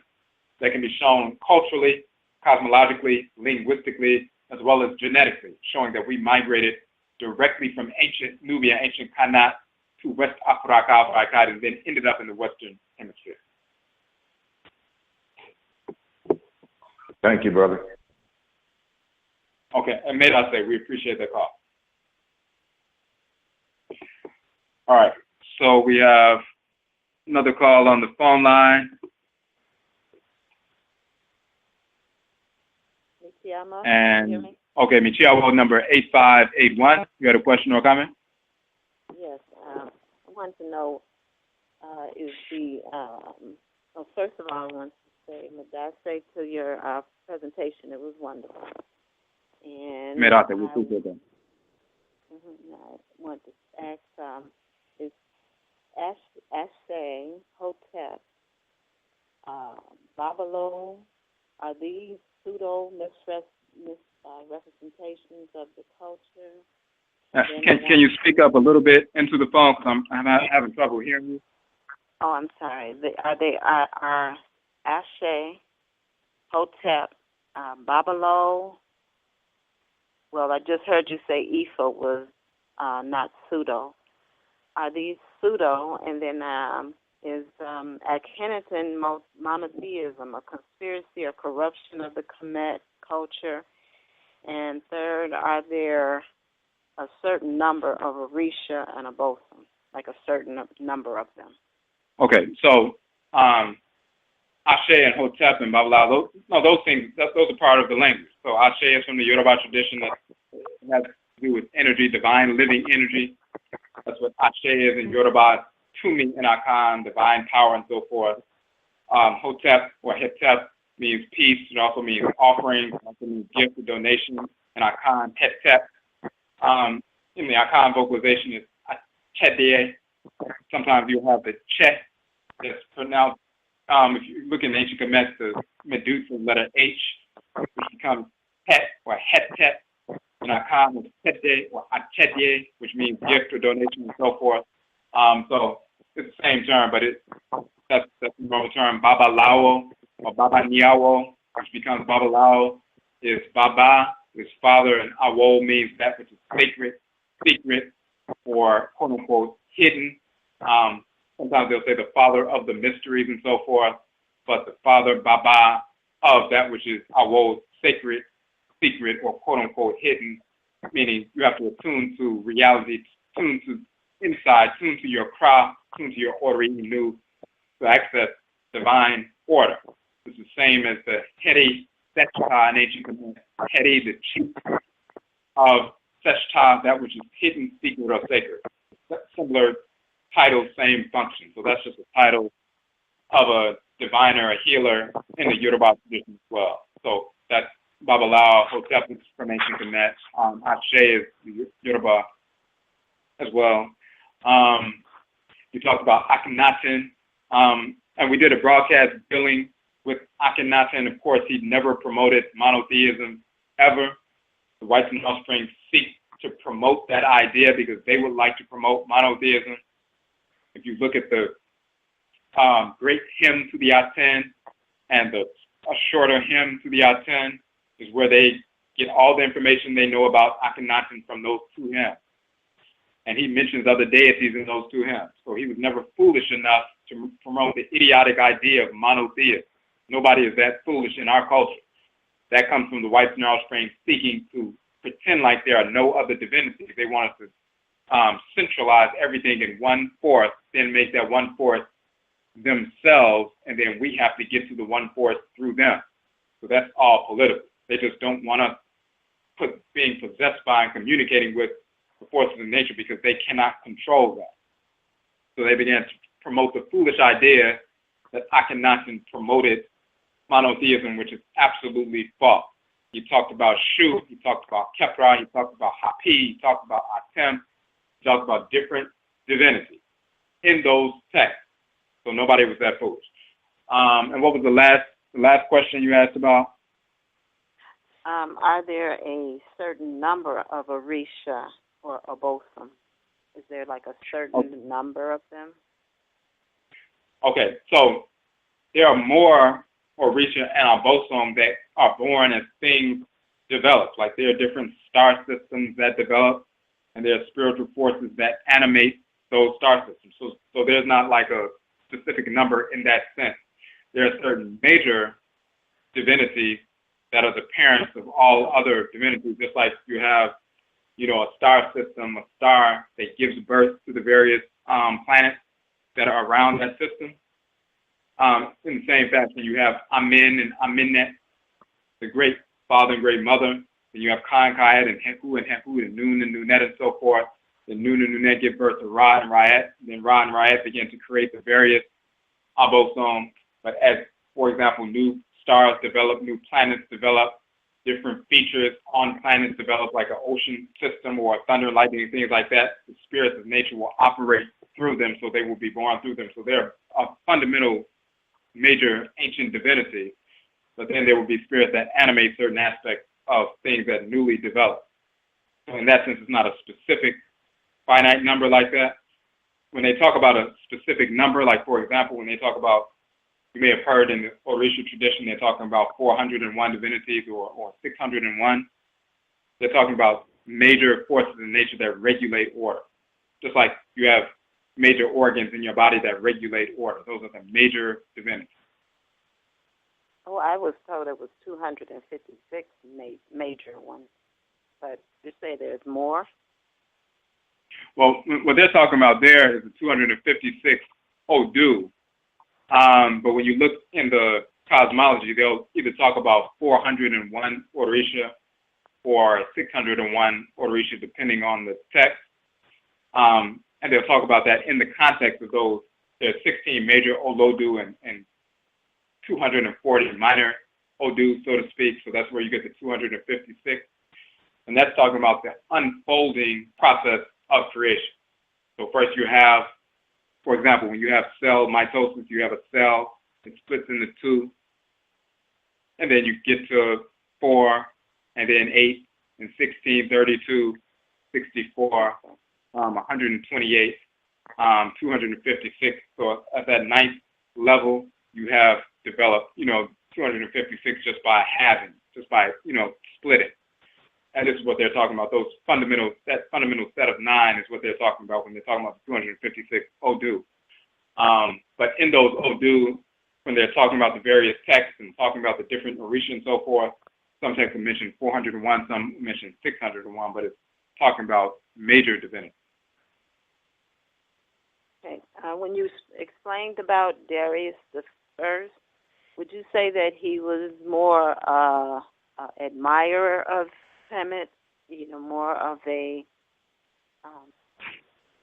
he gave more attention to it as being, respect, or what, or did he also do corruption to the? No, he corrupt. This is the thing when you have people, the most insidious of the whites and their offspring are those who attempt to pretend like they respect the culture, because they latch on and attach themselves like a parasite sucking blood off of a host and try to endear themselves to the culture so they can totally infiltrate it, as opposed to somebody who just destroys something. The whites and their offspring who try to infiltrate and put their tentacles in the culture, they're the most insidious, the most corrupt. They're like the kind that would seek to rape their blood into the families to get into the family blood circle and try to incarnate through the family blood circle. It's not because they respect us. They despise us. That's why they're trying to insert themselves into the culture. If he had respect for the culture, he would have massacred every white person he saw and then killed himself. That's the only respect that white people can have for our culture. If they're seeking to promote our culture and attach themselves to it, then they're showing just how much disdain they have for us by trying to attach themselves to us. So they're the worst type, the ones who are quote-unquote promoting the culture, because then you end up having some people in the community, like the Negro priest we talked about, who's defending the cracker. The cracker comes in as in controlling your country, and now you're defending him like saying, well, no, he's supporting the culture. If he was supporting the culture, he would kill himself and every white person that exists. But all of a sudden, now you're defending one of these white invaders. How did it happen that first you were in the country yourself, living amongst your people? White people come and invade and take over your country, and all of a sudden now you're defending one of the white invaders of your culture against your own people. That's what happens when these parasites get into the culture. So they never have any respect. The only way they can have respect is if they kill themselves.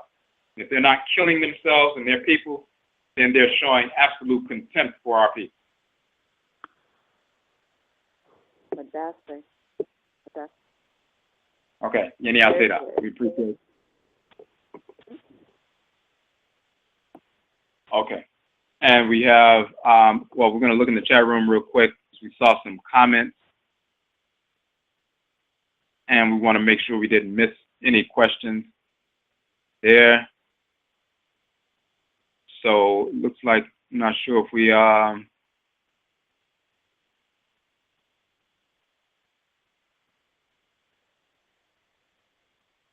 okay, doesn't look like we had questions there.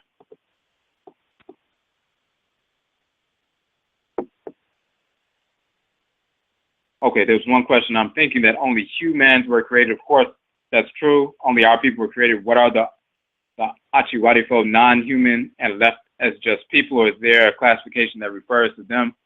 and that's why we talk about that classification is Echiwadiefo,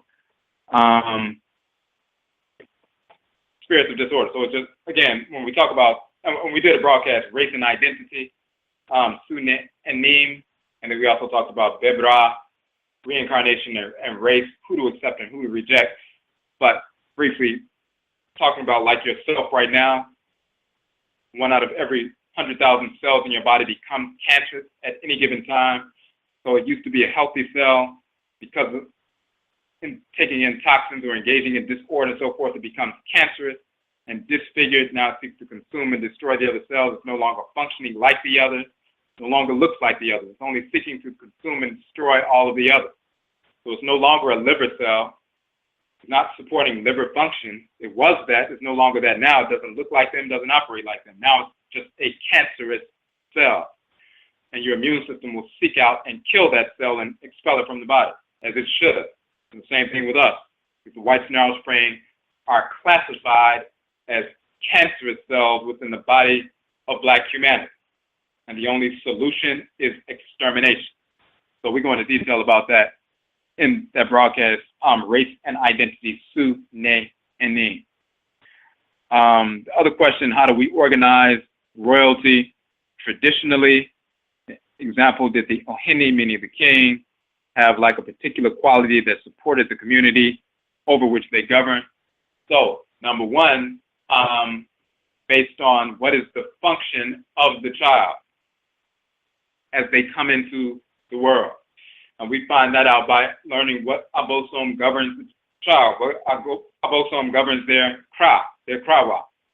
And when we learn that from the time they're children, they're given a name based on that. And then we cultivate them so that they can unfold their in their development, unfold their power, unfold their consciousness and so forth, and ascend into the position that they need to ascend to. Certain people are children of agricultural divinities. They're naturally drawn to engage in agriculture and the fertility of the land. They communicate with the forces of nature that govern the land and maintain that fertility so everybody can, survive. Some people are naturally inclined towards forces in nature that govern the forest and so forth, and they can learn the medicinal use of all kinds of plants and minerals and so forth, and they naturally ascend into that position so we can have healers and healeresses that can heal our people throughout the course of, everyday life. Some people are children of Yao, Heru, and so forth. They're natural administrators, natural regulators, and so forth, relentlessly challenging disorder. They have that kind of energy complex. Some people are more cool and watery and magnetic. They don't have that kind of fire where they want to be constantly, relentlessly challenging disorder on a daily basis. That would be too much for them because that's beyond their energy complex. They're more so designed to be healers and so forth. And being in the forest, isolated for long periods of time, learning medicine and people coming to them as clients and healing them and so forth. Or you have other ones who are defending the nation, maintaining the stability of the nation and so forth, regulating order within the nation, administration and so forth. They have that fiery capacity. They can sit right in the midst of the nation and hold those things together because they have that fire, they have that function. So they naturally ascend to those positions, whether it's a regulatory position within the family, within the clan, or on a larger level within the nation. So you have a Yao, maybe the head of a specific clan, ascends to that position because they not only have that energy, but they're the most moral as well and have demonstrated that throughout the course of their lives. Somebody else may ascend to that same kind of position on a larger level, on a master clan, major master clan level and so forth, and somebody ascends to that higher position as a king or Heni or queen mother or Hema and so forth, is based on the energy complex, their cultivation, and the nature of the culture. If the culture is in harmony with order, then they will cultivate their citizenry. If they're not, then they begin to fall off from that, and then you have all kinds of people who are just strong-arm and take over and become kings and queens and ruling tyrannically and so forth, and we've seen that as well. All right. Touching on how do you invoke or provoke Heru? Do you just call his name as you sit in meditation, or is something else we need to do so? For example, in our Akan culture, we have shrines to the Nananom Nsamanfo, the ancestresses and ancestors. Of course, we have a shrine for our Akra, divinity that governs our Kra, and also the Kradin, bosom, the bosom that governs the Kra. So your Kra in and of itself is a divinity. So if you're a child of Nana Yao, for example, born on Yaoda, child of Heru, or Yao is the great divinity, one of his children, a miniature Yao, a little force in nature, that divinity that dwells in your head region is a force in nature that's infused with his energy, so you have a Yao-type energy governing your head region. It's a divinity, your Kra. So you have a shrine for that divinity, your Kra, the miniature, quote-unquote, Yao, as well as that shrine also operates, couples as a shrine for the great divinity, Yao. And you communicate with that force in nature that governs your head. However, at the same time, if you need, to connect with one or more of the colleagues of that divinity, you can call them at that shrine as well. They will come forward as they need to come forward based on their function in creation. So that will be determined. The key is you deal with your own Kra.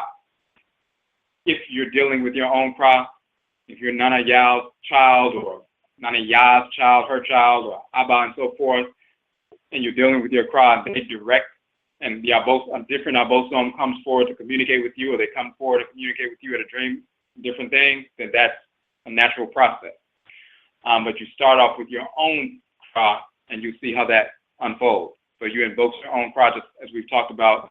We had a broadcast, Okra, talking about the soul responsibility, regulating order, the Okra, the Ka, the Kayat, and regulating order in life and establishing order in life and so forth, talking about ritual practice.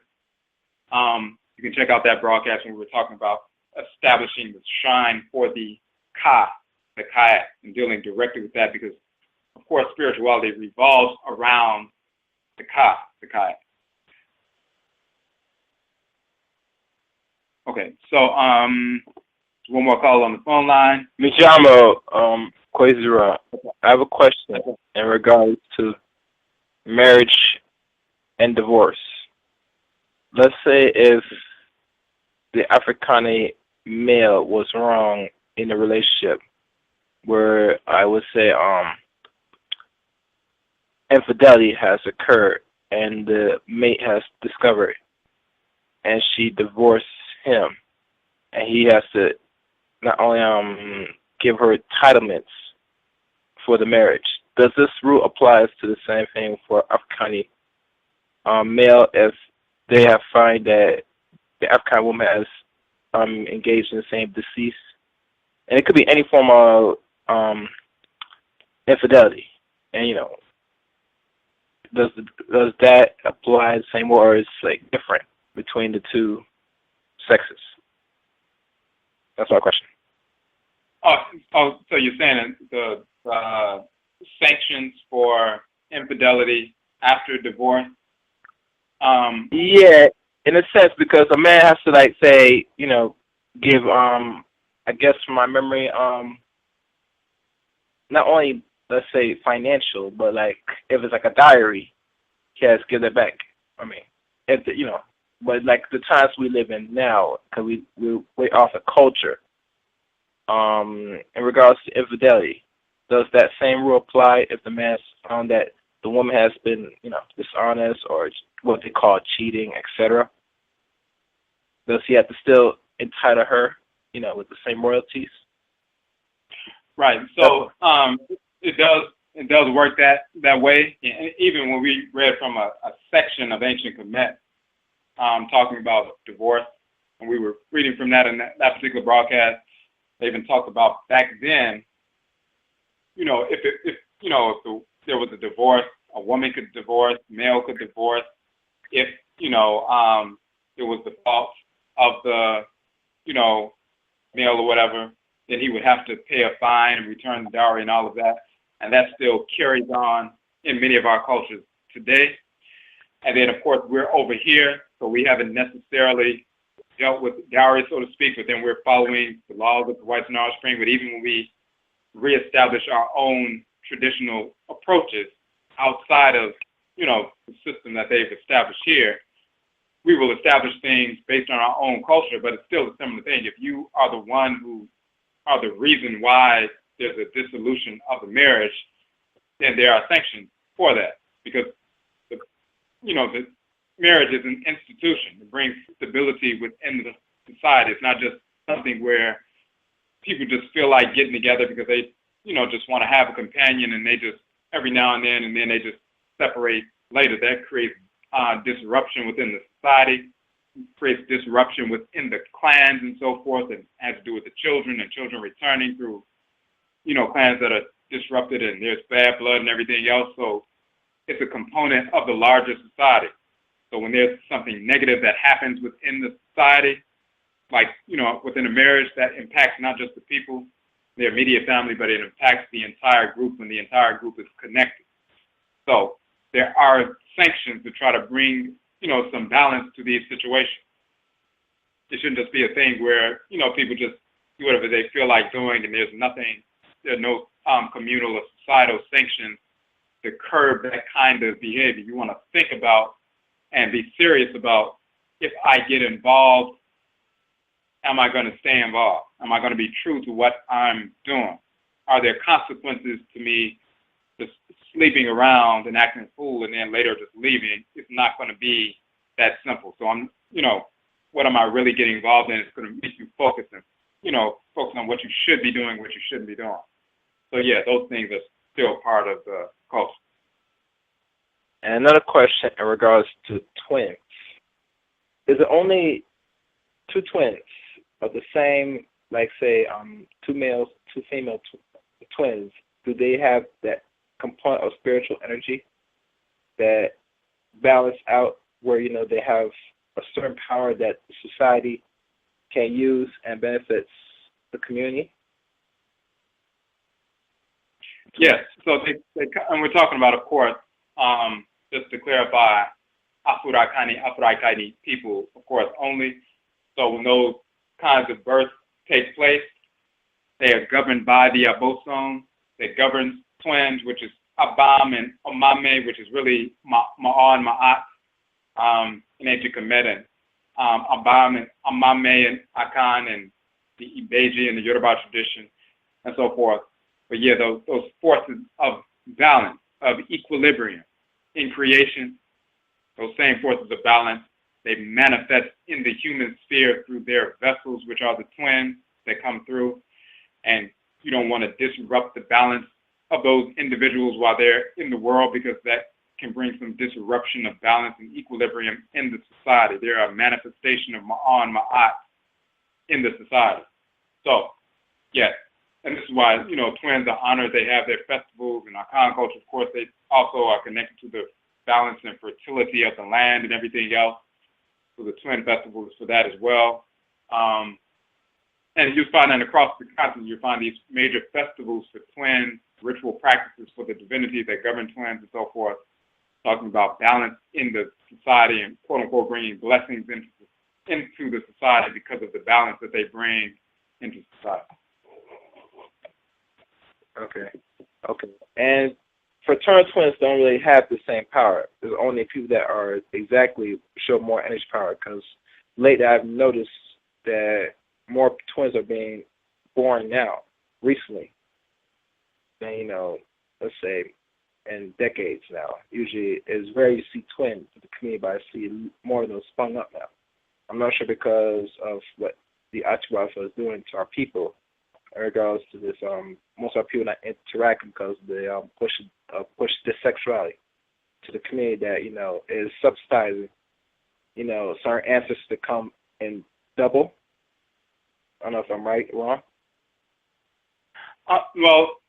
Well, still with the fraternal, they're still bringing that kind of balanced energy. They're coming out of the same womb. I don't know the statistics as of recently, but it depends on where you are. Like, for example, the highest rate of twinning, racial-wise, is actually in the world, is amongst the Yoruba people. All over the world, they have the highest rate of twinning than any other people. So depending on where you are and what groups you live around, there's some people you might be in a certain group or a certain area where, because of what's going on in the family, you'll see a lot more twins than other people will. But it's still, the Nsamafu will direct, who's going to come back and when they need to come back and so forth. And yeah, those ancestresses and ancestors, whether they're identical or fraternal, they're coming back through that womb at the same time, and they're bringing that energy back into the world at the same time. All right, thank you for answering my question, Medasi. Okay, Yeni, I'll say that. Appreciate the call. Okay, so that was the last call on the phone line, so we're going to end it here. Yet I say we thank you once again for tuning in to the show. We'll be back on tomorrow. Once again, we will be in North Carolina this Saturday, July 25th. So again, we're working on that, trying to get as many people a free copy of the book as possible. So again, if you would like to contribute to that effort, we appreciate that. Go to our Nhoma link.